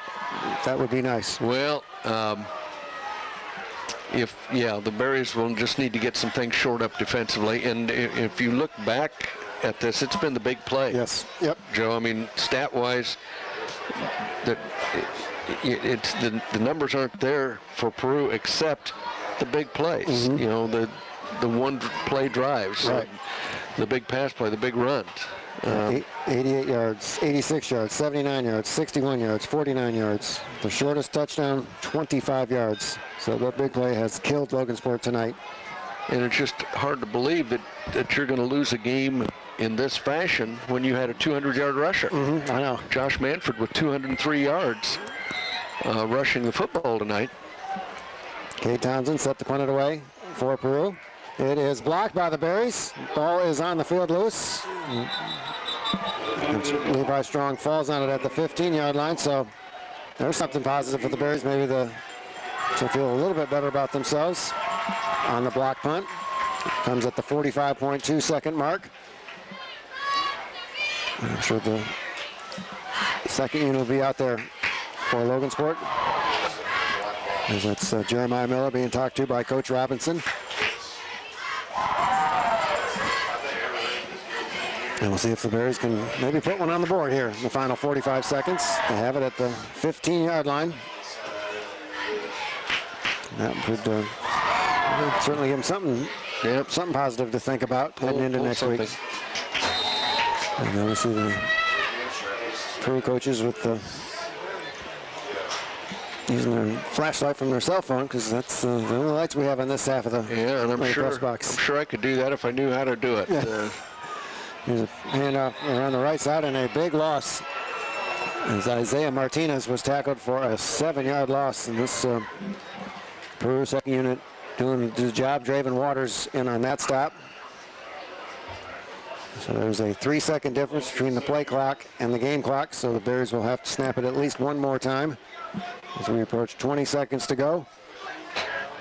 In a complete dominant second half performance by the Peru Tigers, outscoring Logansport 21-0 in this quarter, or in this half. And they have a commanding 48-21 lead. And what might be the final play of the night. And here's the handoff. Goforth. To Goforth, who's down to the 16-yard line. And that will do it. Our final score, Peru 48, Logansport 21. We will step aside for a break. When we return, we'll begin our post-game coverage here, live from Logansport. WSAL thanks you for listening to Barry's Football. There's more to come at our broadcast during the WSAL postgame show. So stay tuned. We'll be right back after these messages. When it comes to athletic injuries,